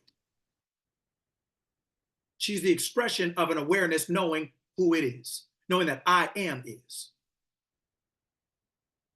And so in order to free that child, in order to free that expression, you have to know that there's I am and that there is no greater and there is no other. So I am is not afraid of the Pharaoh. I am made the Pharaoh. You don't have to be afraid of death. You made it. You made the concept of death, just the general concept of death. Who made that? Right? Just the general concept of death. Who made it? Right? The personal concept of death. Who made it? If it's not your debt, you're not held liable for it, are you? If it's not your debt, even legally, you're not held liable for something that's not your debt. But if it is your debt, who made it? So then why would you be afraid of something you made? And then, but the reason why you shouldn't is because if you made it, what else can you do? You can unmake it. Make something else. You can make something else called freedom. I am makes them both. There's only one creator. What does it say? I kill and I make alive. I wound and I heal. I am the Lord and there is no other to save you from my hand. Your awareness of being is causing everything. All the good, the bad, the chaos, the confusion, the this or this, in the sense of what you are believing yourself to be, how you're using it. And a lot of us don't realize that the power that is within us is being driven by what we are aware of being. We're conditioning our awareness with an awareness of being. So when we call ourselves poor, fat, stupid, this, I'll never have this, I'll never have that. We're now telling I am to be this. We're now saying we're going to get married. We're this now. We've taken a thought and we have become that thought. So, right? Yes. I guess my question is why would it's chaos going on? Why would I trigger myself? Like what is that me trying to make me aware of something that I need to get rid of? Or what? Why would I do that to me? A lot of times you don't realize you're already triggered. But now that you're more conscious, now you're aware that have you ever been asleep and the alarm went off and you didn't hear it the first time? Mm-hmm. The alarm still went off, but you're asleep.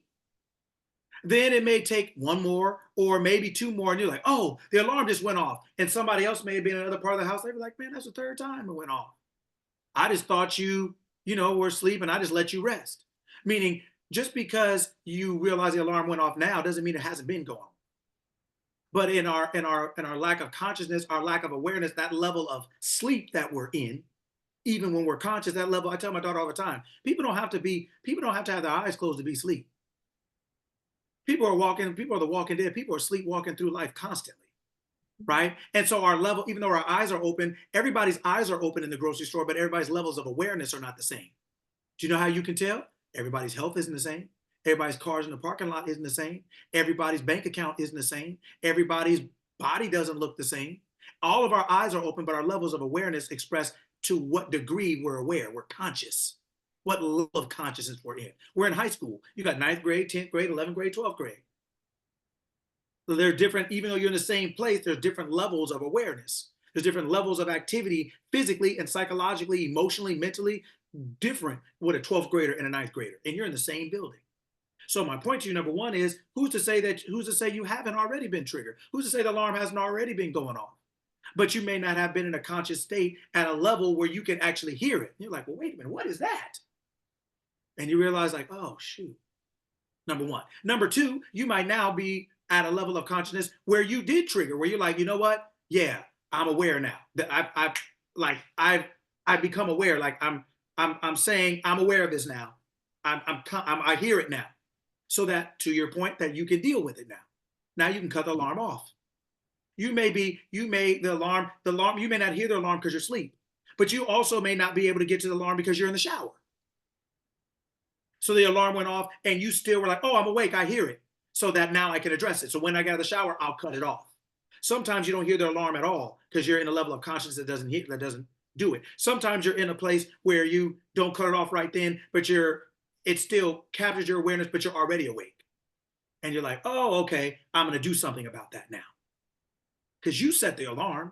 The alarm is for you, right? But it's not for you to go to sleep necessarily. It's not for you to forget about it. It's just for you to do something about it because it's saying, I want you to be aware. Time to go to work. It's time to get in the shower, but maybe you got in 5 minutes early, right? It's there to help you do something. That's what an alarm is for. It's to trigger your physical consciousness. Well, that's what things in life are for. They're to trigger your psychological consciousness because only you can stop the alarm. Only you can pull the cord, stop it, snooze it, reset it. Only you can stop something, pull the cord on something from happening, change it from happening. Say, I'm going to reset it. Only you can do that, like you talked about earlier, right? Only you can do that. That's why situations come up. It gives you an opportunity to say, oh, it doesn't mean it's your fault. It doesn't mean that people don't have their own proclivities, their own behaviors and habits, but it never means that you can't do anything about what you like or don't like in your world. They're living their world. Everybody's an actor in the play. Everybody got a role, but everybody don't get paid the same. Everybody's not star. Some people are just background actors, right? Some people you just see as crowd and are extras, but they still are necessary to make the play or the movie. But you have to realize that you are the star of your play. That's why you're the only one named Monique in your world. You're the only one. Meaning you're the only one with that social security, that birth date, all those things match up. You're the only one. So when you are the creator of your reality, when you're the creator of your life, that means you're the star. That means now you have to start looking around and figuring out what roles you've assigned to people. Because consciousness is always assigning roles, always assigning meaning, even when we're not conscious, even when we don't know we're that. And that's what makes manifesting so different, is because we think when we become aware of it, we think all of a sudden that we've just been doing it now. We're not aware that we've always been doing it, that we'll always be doing it. So awareness doesn't mean that it exists now. It just means that it exists now to us. It just means now we understand that something is available or something is happening, so we can consciously choose how to participate. Right? That makes sense? That's amazing. So to like to my understanding, the trigger for me is an alarm to wake something up in me that I need to do something about something. Yes. That's how I interpret that. Yes. And where's the first place you do anything? Within. Within. With your thoughts. Thoughts. That you think long enough to become My awareness. reality, Well, yes, awareness, right? You're at the altar. Your thought goes up to the altar. Right. Right? I am is always the efficient. I am is always at the altar waiting. I am is there 24/7, 365. Never slumbers, never sleeps. I am is at the altar waiting. You now, when nobody's in the church, so to speak, you have a thought. If you say yes to that thought, you now walk up to the altar. The longer you say yes to that thought, then now you're creating that feeling. Now the woman starts coming. The emotion, the awareness of that thought starts coming to the altar to meet you. And I got to decide whether or not I want to marry her. That thought. Whether you want to marry that thought. Oh, I hate this fool. I can't stand him. Right? Right? That's a thought. That's cool. That's all right. That's a thought. That's all right. But are you going to, the longer you keep going, you're starting the process of the woman arriving. She starts getting dressed, right? She starts putting her outfit on, starts putting her makeup on. And she starts making her way down the aisle the more you keep talking about it. And then, right? And the man is already there. The thought's already there. The efficient was there before the thought got there. Consciousness was there before the thought got there. Consciousness is what makes the ability for thought to come to the altar. And if you keep entertaining that thought, you're starting now to walk. You're telling the woman, come on. When you keep thinking that, you're telling the woman to come on. I'm at the altar waiting. And if she gets dressed, put that makeup on, everything else, it's a wrap. It's a wrap. And then you get the emotion. After the ceremony, you get the emotion, the crowd, and everybody else into it. So yes, and the curtains rise, and the right. whole circuit, the whole circuit. You jump in the broom, they throw in rice, you do whatever it is, right? Everything. That's it. And after that, what do they? And after this, at the end of the ceremony, what do they tell you? What do they say? You may now. No, I now pronounce you. Yes. Oh, but they say that. Which one do they do first? The two they said, what would you do first? Husband and wife. I now pronounce you. Now pronounce you. Oh, before you get a kiss, you get pronounced. Before this happens to you, you have psychologically pronounced yourself to be so. It's on now. Yeah, go and kiss the bride. Go on and kiss that debt. Go on and kiss him getting on your last nerve. Go on and kiss you being broke. Go on and kiss being sick. Go on and kiss I'm going to have this forever. Go on and kiss nobody likes me and respects me. Go on and kiss it. Because you've already pronounced yourself that. And you pronounced yourself that, so you're going to kiss it. Oh, you're going to kiss it. No thanks. Yeah, right? You go on and kiss it. Because you've already pronounced yourself. It's just a sequence of events. Right? Whatever you pronouncing yourself as, you're kissing. Just go on, maybe that'll help you. Maybe that'll help you get your mind right. How about that? So if you wouldn't kiss that ugly dude walking down the street, why would you kiss Det? I ain't never known Det to be sexy.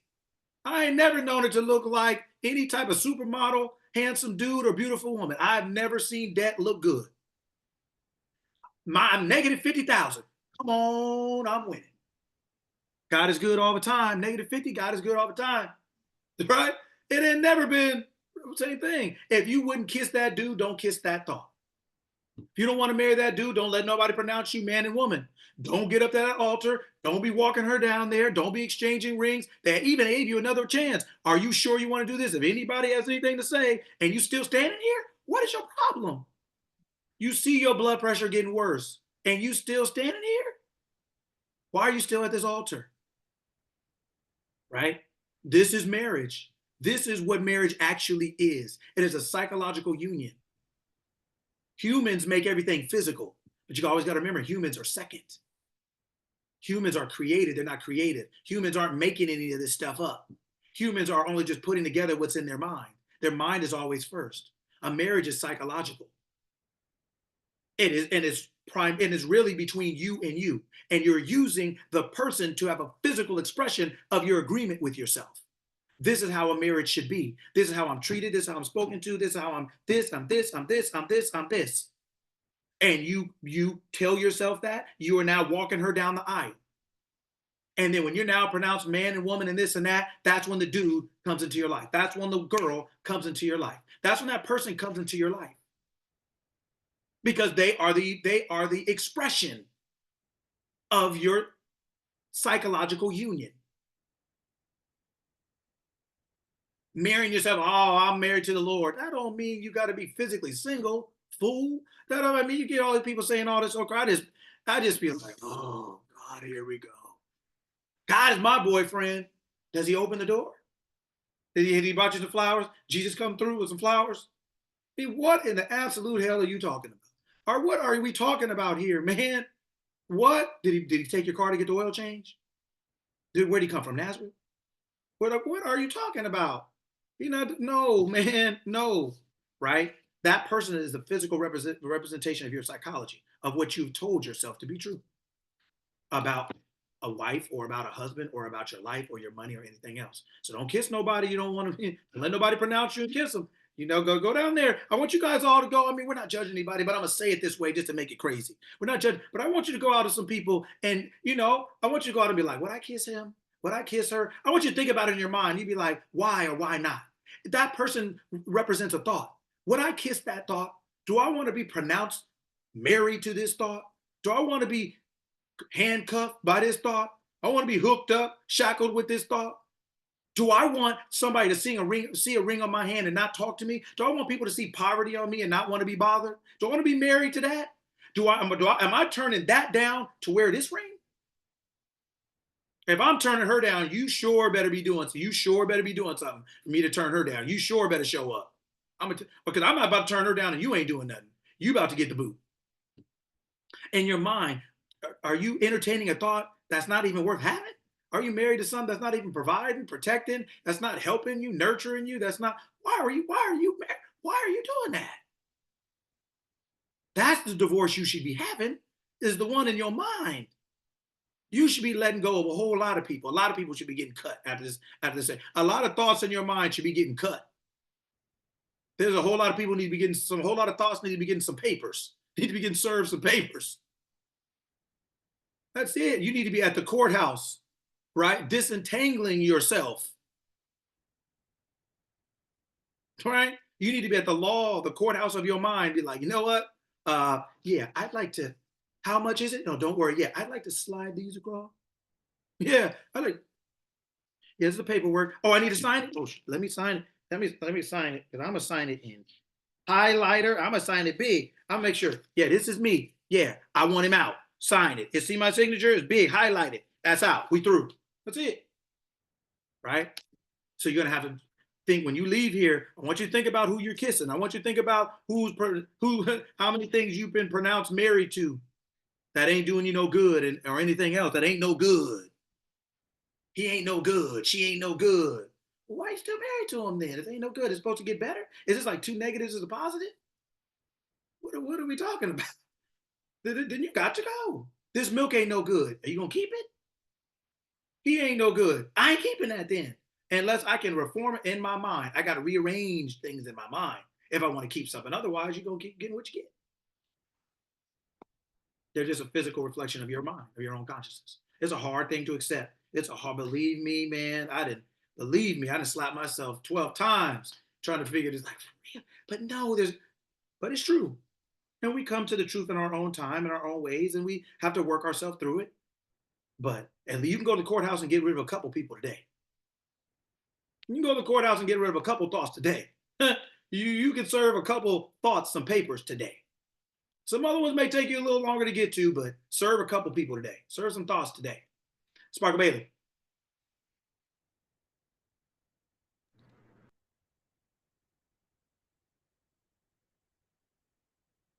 Sorry about that. Okay. Sorry about that, y'all. Okay, so my head was in a place earlier with this whole parent thing. So I chose my parents, and as you were talking, the only thing I could think of was I must have known there needed to be like a pattern broken. There needed to be like a broken, the system that was in existence needed to be broken. And I decided to be the one to break the system. Because otherwise, why in the hell would this is being recorded? If that's true, no, so let's think about it another way. Let's turn it around the other way. If let's say that is true, then let's say that is true. Why do you think that would be possible? That's what I do. I'm rebellious. I'm very rebellious, but it's strategically rebellious with a great purpose. Were you okay? But that's when you're using the word rebellious. What part of your existence are you talking about? Like, think about what I'm saying. If you're saying you're rebellious, what part of your existence are you talking about? Where can that word be applied to? Were you, let's just say it this way. Do you think you were rebellious in heaven? I don't know. I never thought about that. Maybe. What would you be rebelling against? It's heaven. Right. It's harmony. Right. So then, if you were to use the word rebellious, then what part of your experience are you talking about? The lack of harmony. I'm rebelling against that. You're talking about your physical world now. Yeah. You're talking about Sparkle Bailey, but remember, you're not Sparkle Bailey. You're playing the role as Sparkle Bailey. You are still I am. So you're still as powerful now as you were before you became Sparkle Bailey as far as playing it. You're still Denzel before you picked up the script. What makes the script or the role so powerful is because of what you inject into it. Right? So what I'm saying to you is that if you were to assume that you were that powerful, you're doing what you can because you could. You're doing what you can because you can. You're doing what you so-called experiences because you knew you were stronger than what you were experiencing. And the opportunity that you have physically as a result of your experience is what you really wanted to do when you got here. But you decided this was the best way to do it. But you decided that as I am, not as Sparkle Bailey. You decided that because I am never loses. I am as a victor and all that. I am can't. But what kind of crack did I smoke in heaven to make me choose the type of entry into this planet that I chose? Like, I'm being accountable with this question. I know it sounds funny, but I'm being serious. Like, what would make me choose this chaos to come into this world when like there were so many other options to get into this world and I chose the chaotic? You can't lose. I'm so tired of proving that. I'm so tired of proving that, doggone it. Like, listen, no, I can't lose, but like it's almost like an extreme. Like, let me show you just how dope I am. Let me show you just how bad I am, like bad in a good way. Like, let me show you how let me show, I don't know, the world or myself, or let me prove something to myself that I can, because I face these challenges where it's like, this is ugly, this is dark, this is crazy. And I come through shining, and you'll never know until I write a book. You'll never know. And it's just like, I don't really want to prove that no more. But you don't have to. The point is now when you become awake, you can make anything you want it to be. You can be like, oh, everything is always easy for me. Just like Monique said, like the world or life is complimentary. You can make anything you want it to be. But that's the whole point. When you're I am, none of this stuff stays forever. Your body doesn't stay forever. You're not ever losing technically. What humans think we're losing, because that's what makes humanity, is the limitation of our life, the limitation of our mind. We can't see around the corner. We don't live 25,000 years in the same body. So we're thinking about this as a human. And part of that is true and real and necessary, because that's why we're here. But ultimately, overarchingly, we don't care about the same things humanity cares about, because we live forever. Humanity doesn't. So we're only here for the experiences that we have, because the experiences that we have are what we are continuing to use and live by. Otherwise, we'd be bored forever having to live this life. So we're having human forms and human experiences in order to keep this life going, in order to keep our consciousness going, because it's what allows us to grow and expand as I am. Sparkle Bailey, we're just using that as a fork, right? So you use a fork and you throw it away. You use a fork and be like, oh, you know what? It's no good anymore. I throw it away. But you still use it for a certain amount of time to eat salad or eat other things. But the fork is an expression of you to eat salad, but it's not you. So it's never bigger or more important than you. So it's not something that you have to keep forever. It's not something that you can't swap out and change whenever you're ready. But part of that is remembering who you are in this physical experience. Because in order to be Sparkle Bailey, you had to wipe your mind. You had to think you're really Sparkle Bailey, not I am. But through the process of being Sparkle Bailey, you start to remember who you are. You start to think, wait a minute, there's got to be more to it than this. Why is this happening? You start to question, but that's just really like same thing when you wake up and you like, for a second, it takes you a minute to get your bearings. You're like, where am I? Right? Because I slept hard. Well, you slept in your mother's womb for 9 months. That's hard. You slept hard for a long time, so to speak. And then you came back out and now you're getting your bearings. But now you're out and you're thinking you're Sparkle Bailey. But that's the only way you could be what you think you are. But as Sparkle Bailey, you are going to wake up because I am made Sparkle Bailey to have an experience. And you're going to wake up. You knew you would wake up. And these physical experiences are just here to increase your consciousness, your awareness of being. You're always growing. You're ever increasing. You live forever, I am. Sparkle Bailey does not. So I am doesn't see Sparkle Bailey and those experiences the way Sparkle Bailey sees them. Sparkle Bailey sees them as a human. I am sees them as like we see, like in that for those 2 hours, we see Denzel as the role they're playing. But Denzel is not that role. Denzel is only that in that period of time. But as a result of Denzel playing that role, we all got to experience Training Day. We all got to be like, wow, man, look at what he did. It was real for those 2 hours. But after that, we're not looking for him to really be like that forever. But we had an experience of him being that for a particular amount of time that allowed us to have that experience with him and of him and from him. But what I'm saying is, just like Denzel picks his scripts, you can pick your script. You can change your script. You can be a different character. You can play a different role and aspect of yourself because everything is within you. So you want life to be easy? Make it easy. You don't want this? Then stop. There is no one that has to be. That is part of when we say we have free will. That's the free will we're talking about. It's your ability as Sparkle Bailey to use whatever thought Sparkle Bailey is willing to entertain to have I am back it up and bring it in. So you can say Sparkle Bailey said, you know what? I'm tired of being this or that. Cool. Well, what does Sparkle Bailey want to be now? Sparkle Bailey wants to be this. Sparkle Bailey wants to be that. Sparkle Bailey wants to be this. Well, you can get rid of that just like you talked about yesterday. You can get rid of that like you got rid of epilepsy. Nope, but they told you had to keep that too. Yeah. You proved for at least 6 months, like you said, that you didn't. Right. So even right. So in this, just that little small example, you've proven something that maybe 5 years ago you would have never believed. Right. Or maybe people to this day, and 5 years ago you would have sworn that that was impossible and crazy. Right. So my point to you is, if you've proven one thing that you firmly believe was something, and now you firmly and increasingly are more aware that it doesn't have to be that way, then what's the difference between that and anything else that you want to change? So when it comes to divorcing, right? Mm-hmm. Thoughts and not affection. What was the word? Thoughts and like the awareness. Awareness. Yes. Excuse me. Thoughts and awareness. Yes. I want to divorce like right now. Like I want to divorce right now. The courthouse is open on Saturday where I live. Okay. I want to divorce the idea of what we've always had, like my family, like the parents. Like I want to divorce their logic. I don't want nothing to do with their logic. Like I don't want anything to do with their logic. Like their logic comes from a place that is so dark and it's full of hurt and it doesn't have any accountability and things like that. That's not me. I'm full of accountability. I'm full of light.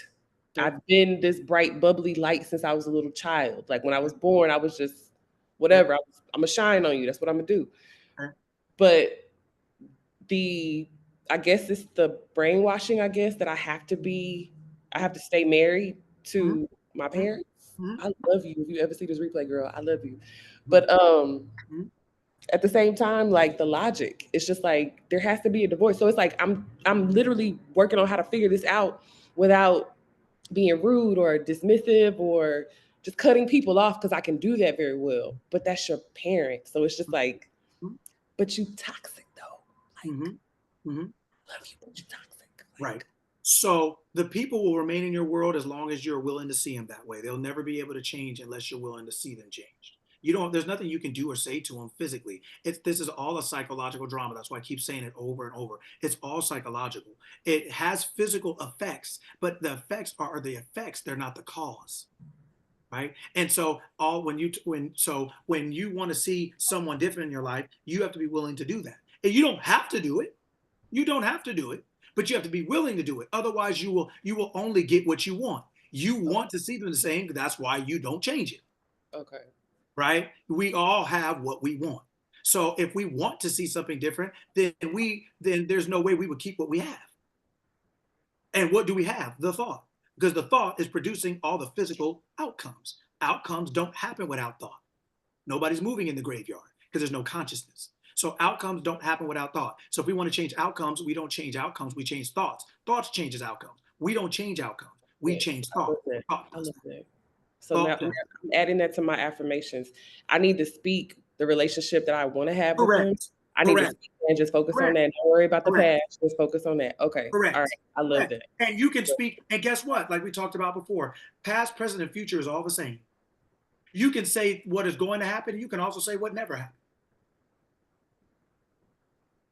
It's all the same. I am is the same yesterday, today, and forever. Time and reality is not what humans make it to be. Humans make it to be what humanity can understand, what humanity can accept or tolerate, right? But time is everything is happening all at the same time. Everything is all happening now. So that is why, see, what happens is you think, I'll say it this way, but you think you're trying to change a person. You're not. What you get is a different aspect of that person because you are using a different thought of them in your mind. So you're going to produce access to a different physical expression. You're not changing that person. That person is what they are, but that person is what they are because they are a physical reflection of the thought you hold of them. So you're not going to keep the same thought and get a different person any more than you are going to change the thought and keep the same person. With each thought, there's a person. Let's just say it that way. With each thought, there's a person. So if you change your thought, you're going to get a different aspect of that person. You're not changing that person. You're going to get a different aspect. So if you change, like I tell you guys about the freeway, if you change your thought, you're going to get a different lane. You're not getting a new freeway, you're getting a different lane. But that different lane is, in fact, a different experience. The slow lane is completely different than the fast lane. You can't get off the freeway in the fast lane. So it doesn't matter how long you want it, you're never going to get off that freeway. No matter how long you're thinking about this person, you're never going to get off of that relationship if you're in the fast lane, if you're in the wrong lane, or if you're in the wrong thought of that person. You have to get in a lane that allows you to change your thought of them. You have to start seeing them the way you want to see them. And no matter how they act for a certain amount of time, you keep staying there. And then what you're going to get is a different aspect. The aspect that you're changing them from just means I'm leaving them. I'm leaving that lane of them. That lane of them is always there. But I don't want that aspect. You're not eliminating them. You're eliminating that aspect. You're saying I'm no longer in relationship with that aspect. I'm now in relationship with this aspect of them. You are Sparkle Bailey. Your mom, you have a mom, so you're her daughter, but you are the mom of Gavin and Cassidy. So, but you're still one person. So everybody's getting a different aspect of you because of their consciousness, their awareness of you allows you, and your awareness of them allows you to perform in a different aspect. So everybody's getting a different aspect of you, even though there's only one person. Within you, there are different aspects. So you're now in the aspect of 6 month healthy, let's say. That aspect was always there. It was always there. Otherwise, you could not have adopted it. You couldn't have been in it, right? So there's an aspect of you forever healthy. There's an aspect of you that you have great relationships with everyone you know. There's an aspect of you that you have to tap in order to get access to where all of those people show up that way in your world. It's not because of them, it's because of you. That is the most craziest, beautiful explanation of accountability. I am so pumped and motivated. Now I'm thinking about everybody that I've ever had, like that I have like family ties with, friends, and like it's just like this is all on me to choose how I want this to go.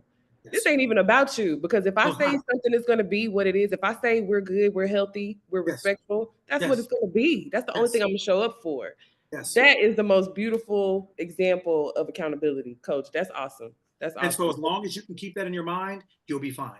If you allow external things to change or govern your mind, you'll never have what you want. If you say, I have it, this is what it is, this is what we are. You may still have to say to that person, let's hook up in 2 weeks. You may have to give yourself some time in your mind. It happens automatically, but you instantly. Well, I am is instant.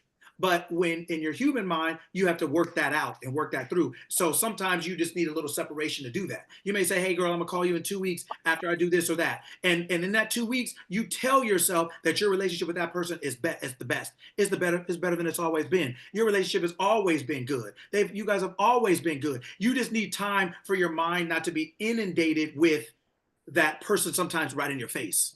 Or that situation, sometimes it doesn't allow you to change your mind because you're looking at it and you're like, yeah, but, and so your mind goes like this, right? But but you give yourself some time and you keep telling yourself that something is the way it is, that's how everything creates. The man is sitting up there waiting at the altar. We wait on you. Guess what? You can wait too, right? Meaning you can keep telling yourself something is the way it is, and she will show up. Right? She, he, but the female aspect, the awareness will show up. And when your awareness merges with your thought, you're going to get access to a different version of that person. But it's not because they changed, it's because you move to where that aspect of that person exists. That's dope. That's dope. That's power. Okay. It is. That's power. Yes. That's dope. That's who we are. That's who we are. Sarita.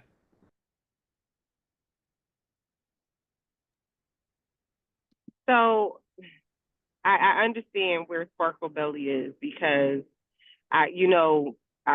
where she was rather, because I know she's making a different choice. Where you just kind of question the whole entire process.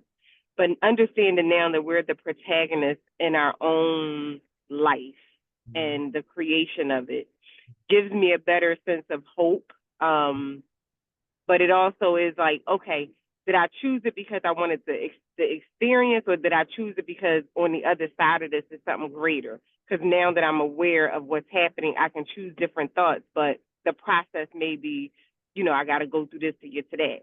So I'm just because I'm the protagonist, I choose that my children are making great decisions, that they are successful, that they are trustworthy, that they are honest, that they are authentic to themselves, that they live a great life. I'm also choosing that I am rich, I am prosperous, I'm rich in love, I'm rich in monies, I'm rich in friendships and all of those things. Do we get to also, I guess we do also get to choose the experience that we choose to get there. However, if something comes to us, we have to make the decision to take those things on, correct? If something comes to us. I'm sorry, go ahead. So if something comes to us, so say for instance, so I am choosing to be rich, right? I'm choosing to have more than enough, more than enough, so that I can have more than enough for myself, my family, and whomever else I can help, right? So when if something comes to me and says, or idea comes and says, this is the way that you can do this, I then have to choose that idea, right? Yes. In order to get it. Yes. Every state has its own activity, a way of doing things. So when you move to the state of I'm wealthy and monies and love and everything like that, that is its own state. Its own state produces its own weather, its own accents, its own area codes, zip codes. All the actions and activities of that state are already present. So now when you're in that mind, when you're in that state of mind, then everything avails itself to you. All the ideas of that state avail, all the people, all the emotions, all the thoughts, everything in that state avails itself to you, makes itself known and open to you the longer you stay in it. So you're going to start getting ideas of health, ideas of wealth, ideas. You're going to find different ways to do things. You're going to say things differently. You're going to act differently because you're in a different state of mind. You're accessing a different state of mind. The reason we don't see it is because we want that state of mind, but we remain in the state that doesn't have it. So you could open your refrigerator and wish you had milk or cream, but what is that going to do if you just close the refrigerator and sit on your couch? What does that do? Because you're still in the place that doesn't have it. So you may want it, but you're still in the place that doesn't have it. And most of us don't realize that we're unwilling to move. We want cream, but we're still at the house and we're upset that we don't have it. And then we say, well, what is this teaching me? Well, God is just doesn't want me to have milk. Maybe it's better if I didn't have any milk today. Maybe it's this or that. And that's not the case at all. The case is that when you open something and you don't see it, then you have to go to the place where that thing exists. And until you do, or unless you do, you're going to go without it. It's not because it doesn't exist, not because God doesn't want you to have it. God didn't want you to have it, you wouldn't desire it. You wouldn't desire the cream. You wouldn't desire the milk. I am is desiring it. It's your desire. It's an expression. That's why you want cream and not soda. That's why you wanted coffee and not cereal, because you're not just picking anything. You're picking particular specific things, right? So it is about you moving states of mind to where the outcome of your desires already exists. And moving is by your choice, and you remain there by consistently telling yourself that that's the way it is. You become a resident. You're a resident of your state. Why? Because you're a good person? Why? Because you're a hard worker? No, simply because of the amount of time you've occupied, because of how long you've been there. You're a resident, right? So it's the same thing. When you choose to move to the state you're in, right, mentally or physically, the only way you go from a visitor to a resident is based on occupancy, residency, how long you're there continuously. Then you start to experience all the benefits of that state of being a resident. You experience all the weather, everything. So it comes from the psychological move of where you used to live to now where you live, what you weren't to what you want to be, right? And you stay in that state. And the more you stay, the more you'll see everything. All of your actions are because of that state. What you're wearing now is because of that state, because maybe it's cold where you are, right? So there's certain things I see you guys wear that we wouldn't wear because it's not as cold in California generally, right? But it's not because I'm a better person or worse. It's because the state you're in requires that behavior. Your state is dictating your behavior. You're not, it's your state. Your state of mind is dictating your behavior. Your behavior is not dictating your state, right? Your behavior is not dictating whether it snows or not, rains or not, whether it's hot or cold. But because it snows, rains, hot or cold, it dictates your behavior, what you wear, where you go, if you go, don't go, so to speak. So understanding which one is first, your state of mind dictates your behavior. So until you're moved into the state of mind that is what you want to be, I am in wealth. I'm in a state of wealth. I'm in a state of health, great relationships, happiness, success, joy, peace. I'm in that state of mind. So remember, that's why a couple of weeks ago and the other day, I had us read so-called praying, those statements and things like that. Those things are reflections of the state that you want to occupy. That's how the people talk there, think there, act there, walk there, talk there. That's their accent. That's their weather. That's their area code and zip code. Those are all the reflections of that state. And the more you keep visiting that state and the longer you stay, you go from visitor to resident and you get all the benefits of that state. And that state now governs your actions. State of wealth governs your actions. State of wealth of prosperity governs your money. All those things. They're not things you have to do. They're things that you're led to do. They're not things you have to think. They're things that you are led to think. But you have to walk yourself into that state. You have to move. That's the work to do, is to move into the state. The state already has everything that you would ever need to live there, right? In the way that you want to, right? All right, Karen. Just thank you again. And yes, this class was truly awesome. And being in that state is everything. When Sarita was talking, I was thinking, and she was talking about her son. I raised 3 sons, so I could really relate, but I didn't raise 3 sons in this state I am in now. But nonetheless, I raised 3 sons. But being in the state is everything. And it will come to you. As you all were talking, some of you, I was thinking, this is what they mean by don't overthink it. Be in that state and watch it come. I'm just looking at myself. I say, I have the best sons in the world, or I state it as I want it to be, as I see it in my mind. And that is magic. A small thing probably to some of you, especially you vegetarians. I did this whole green thing, this mix. I said, Karen, remember, you're working from within. So it's within the body, it's within the mind. And just great things are coming as a result. And I'm still Karen. And sometimes I get a little over analytical, but I pull back. to the state where everything I want is coming to me. The Rob report is a beautiful thing to see physically, some of the riches you'd like to have in your life. So I've been kind of wallowing in the Rob report. That's just an aside, but truly relax, let it come. Go to the state where you truly want to be. I'm going out of my mind, y'all, but I'm keeping my mind in that state. Thank you, thank you, thank you. You're welcome. You're welcome. That's why we all live in a state. All of us on this call live in a state. Oklahoma, Chicago, New York, Jersey, Atlanta. We all live in a state. We're all living somewhere. In your mind, you're living somewhere, just like you're living somewhere physically. And in your mind, there's an environment, just like that's the physical environment you're in. And just like that physical environment governs all your actions and activities, your mind, your mental environment governs all your actions and activities. And it doesn't matter how good of a person I am. Like I always say, I can't see the Eiffel Tower from here, or I can't see the Statue of Liberty from here because I'm in California. It doesn't exist here. And like Karen said, if you want to see the Eiffel Tower, or if you want to see New York, or if you want to see anything, you just have to occupy that state of mind. It's a psychological state. You're not looking at people. People are minds, and minds are always in states. And so when you're looking at a person's behavior, they're just indicating you what state of mind they're in, right? That they've fallen into. And they're being governed and dictated to by that state, right?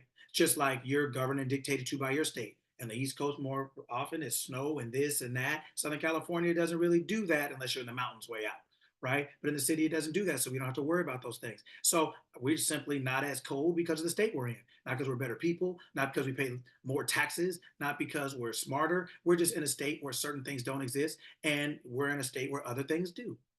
Right? So they're all about states of mind that you occupy. Poverty is a state of mind. Wealth is a state of mind. Health is a state of mind. Sickness is a state of mind. How do you move there? By choosing. I choose to be healthy. Okay, so now I'm saying I'm moving into the state of health. Well, how do you stay there? By reminding yourself, by living there every day, by constantly telling yourself, I'm healthy. I'm always healthy. Things like that. That is how you maintain and get proof of residence. That is how you become a resident of a state, right? Is by your consistent residency, by how long you stay, by how often you come back. You can go on vacation. People go on trips all the time. That doesn't change where you live. That doesn't change what you call home. So we may have moments like Karen always say, where we fall out of our state of mind, and we fall out on somebody, and we give somebody a piece of our mind. We fell out of our state, but we can always go back home. We can always go back home, right? 5 seconds don't have to determine where you live. 1 hour doesn't have to determine where you live, right? We leave our house all the time, but that doesn't change the state we live in, right? Same thing, right? So don't let 5 minutes dictate to you the rest of your day. Don't let one bad moment make you think that you're still not in your state. You are. You just had a moment. Hallelujah anyhow. And keep it moving, right? I'm still healthy. Yeah, I cursed this person all the way out today, and I shouldn't have did it, and I won't do it again. I gave every last piece of my mind, borrowed somebody else's, got a loan for some other part, and gave it all to them, right? Right? But I'm still healthy. I'm still healthy. I'm still rich. I'm still successful, right? Don't leave your state just because you lost your mind for a second. Don't leave your state, because your state is what you're going to be rewarded by, or going to be, and what you're justified by. That's where everything is happening. So these are all psychological things. They're all states of mind. Move to the state of mind you want to be in. Your state will take care of you. Be still and know that I am God. Be still and know that I am is in control. I am is everything. So what are you saying I am is? What are you saying you are? You are, I am. I am, you are. Same thing. Same thing. All right. Questions, comments before I let everybody go? Just thank you, Coach. That's all. Just thank you. Vero, thank you so much. Thank y'all so much. It's a great way to start off the year. Thank you. My pleasure. Thank you. I just want to share.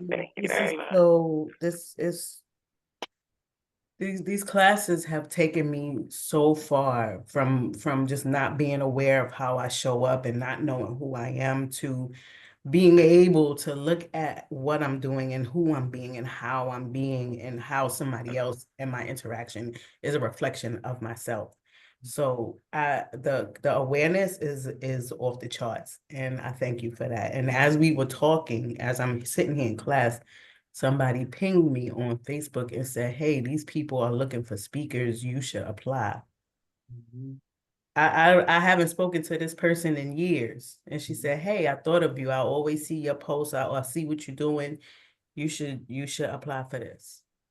All things will be added unto you. I'm telling you, just like Karen is saying, when you're in the state of something, everything comes to prove to you, because that's what your mind is for. That part of your brain, your reticular activation system, that part of your mind that you are constantly focusing on something says, oh, this is what she wants. This is what he wants. Okay, this is where it is. Let's go get it. Let's bring it right to her. Let's bring it right to him. It will come to you. That's why it says all these things will be added unto you. If you seek first, if you establish your state of residency, isn't everything in your state coming to you? Don't the weather come to you? Don't your bills come to you? Doesn't everything come to you? It comes right to you. It comes right because it already exists. So you're just moving to something that already exists. So you don't have to change people. You don't have to change things. All you have to do is become the person you want to be, right? Occupy the state of mind you want to occupy, and that state of mind draws everything just like it. You occupy health, you occupy wealth, and all these things will be added to you. When you seek that first, when you choose to become the person who is that, who has that, who does that, whose life is like that, whose relationships are like that, when you say, I am aware, I am wise, I always know everything I need to know and what to do about it. I have the greatest relationship with my kids. We could talk back and forth and we have the best time ever, whatever. That is a state of mind. It's a different state of mind than I hope he's okay. I hope he lives long. I hope he has a good life. That's a state of mind of hope. And there's nothing wrong with that, but hope ain't it.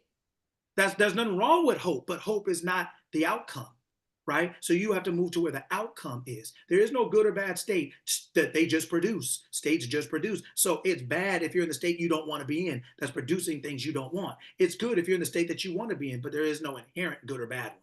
It's just based on what you want your desired outcome to be. Every state exists. You need a state of insanity for people who want to express themselves that way.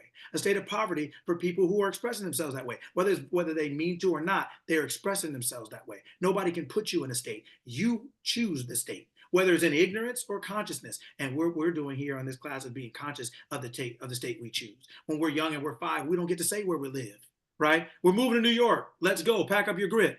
Right? But when we're 25 or like 50, when we're 7, we're like, shoot, as soon as I'm 17 or 18, I'm out of here, right? Because you want to live in your own state. It's the same thing. Now that we are here maturing, realizing we can pick our state.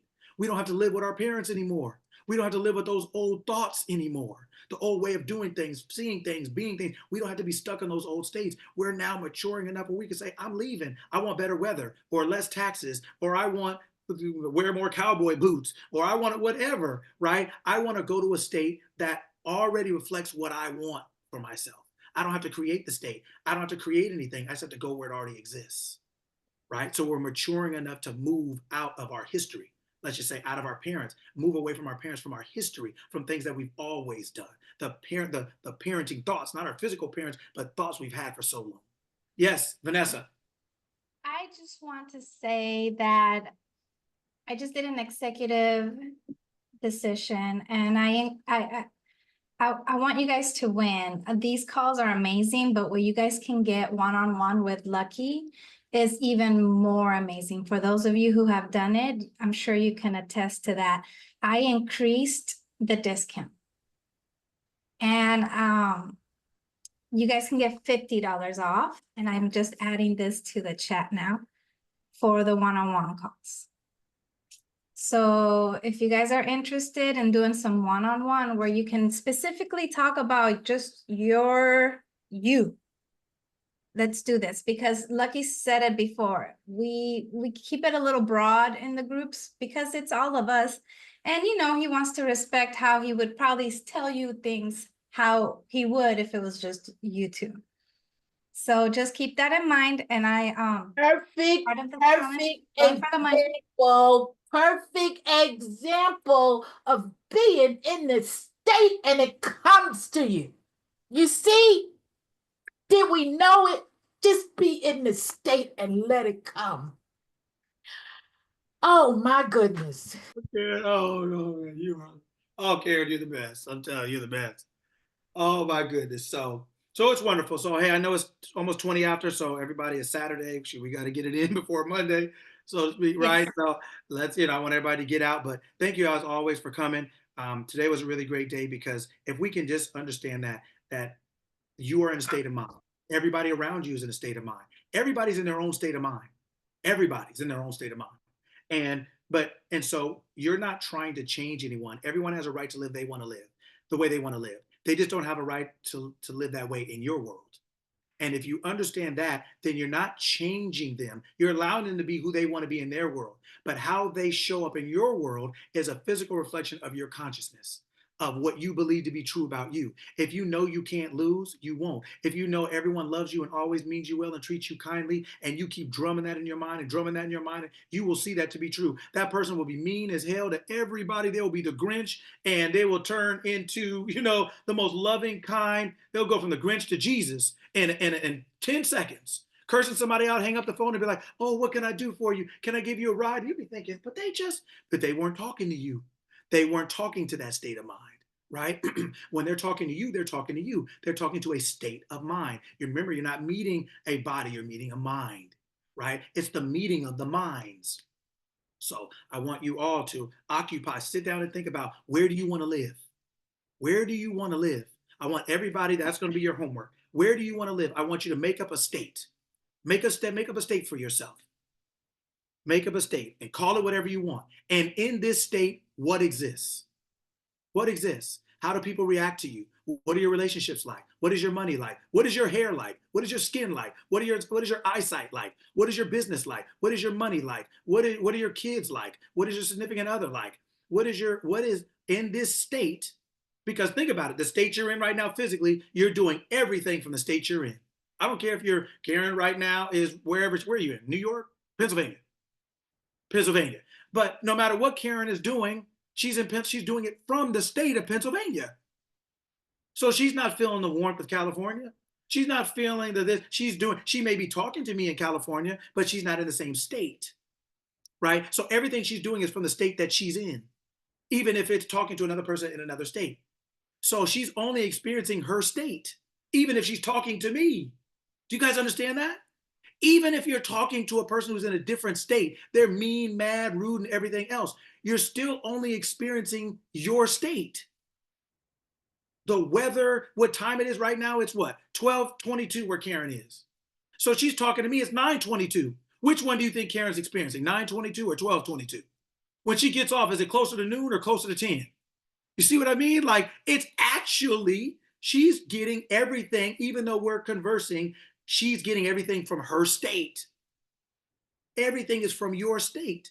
So I want you to create a state so that no matter whom you're talking to, they mean you well and treat you kindly. They may be talking to another state where they cursed somebody out, hung up on somebody, punched 3 people, and stole somebody's car. And they come over and want to buy you breakfast, got $20 for you so you can have your own gas. That person's going to treat you, your experiences from your state. When you understand that, you won't try to change people. You'll just be like, oh, let them be. That's them. That's who they want to be. But in my world, in my state, it's 12:23. Ain't it, Karen, where you are? Is it 12:23? No matter what I say, it's 9:23, Karen. You're going to be like, where you are? But where I am, right? I want you guys to understand that. So you're not trying to change your son, your daughter, your husband, your wife. You're not trying to change them. It's 12:23 where you are. Let it be 9:23 where they are. But you're only going to experience the 12:23. You're only going to know them as that. You're only going to see them that. You will never see them as anything different because you're only seeing them as you are. So you'll never know that they're a failure. Maybe in their own life, they're a failure. But not in your life. You'll never see them as that because they can't show up that way in your life because there's physical reflections of you, not of you, not of this, not of this, not of this, no, of this, of this, of this. So they can be a failure in their own life. You'll never know it because you only see things from your state. It's 12:24 where most of you are. It don't matter what I say. Everything is on you. It's from the state that you're in. You understand that? You'll be like, oh, okay, yeah, go on ahead. But in my world, yeah, I got the best this, I got the best that. Everybody does this, everybody says that. I'm the best. Everybody loves me. Everybody treats me kindly. Everybody's happy. Everybody's right. So you're going to create your state and how your state operates, right? What's in it for you, right? And that's the state you live in. Create your state. Move. Create your state, right? Even if you're in one, step out and go back if that's what you want. But I want you to make a conscious decision to occupy the state that you're in now. Make a conscious decision. If you want to stay, walk out and come back. If you want to move, where do you want to move to? What is your new state like? What is it like? What is it like to live there? What is it like to be like that? What is it like for everybody to treat you like this? How do they treat you? How much money you got? How much money you make? How hard is it? How easy is it? What is your eyesight like? What is your hearing like? What is your hair like? What is your skin like? What are your children like? What are your relationships like? What is your business like? What is it like in your state?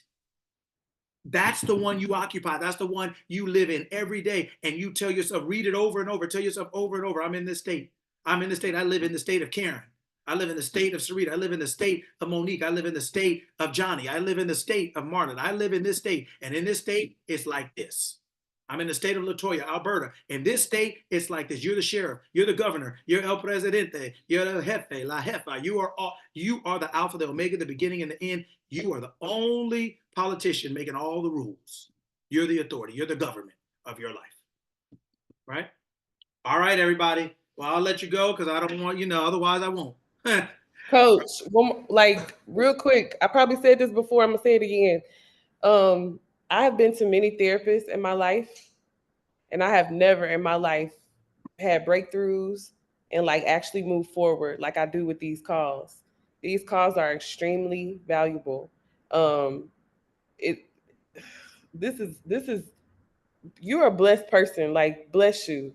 Continue to be blessed. Because I'm actually seeing how like I was doing it wrong, like with the right intentions. I was doing it, man. Now I'm like, yo, I'm unstoppable. My thumbs is just typing like, okay, I need to work on this. I'm gonna affirm this. I'm gonna affirm that. There you go. Like, my brain is just like, yo, this is how you move forward. Thank you. Yes. Thank you. Well, thank you. That's why I always tell you, like, stuff like that is the best tithe I could ever get. It's the best money I could ever get. It's the best any return on anything I could ever get from being in these calls with everyone, is to see everybody feel the same joy I feel. That's why you see me ranting every week or every Saturday or this stuff for years, and never be late, never be tired, because it's so exciting. It's so freeing. It's so thrilling.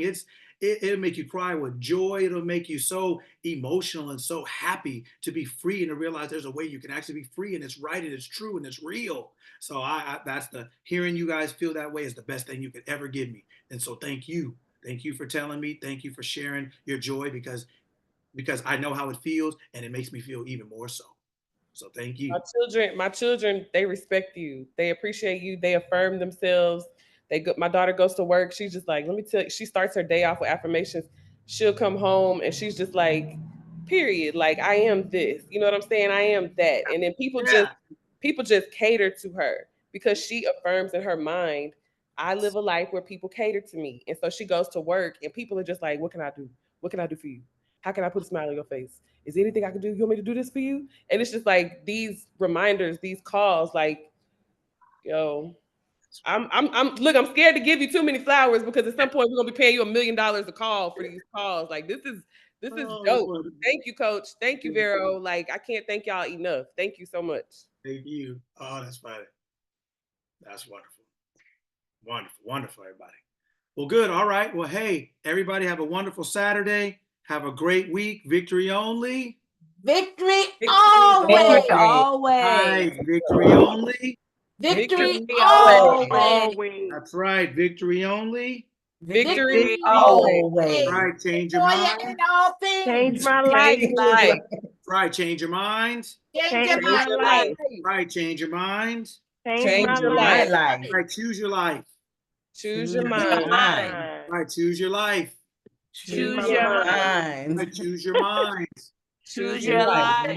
Right. Be you transformed. By the renewing of my mind. Right. Be you transformed. By the renewing of my mind. Right. Last one. We are. I am. I am. We are.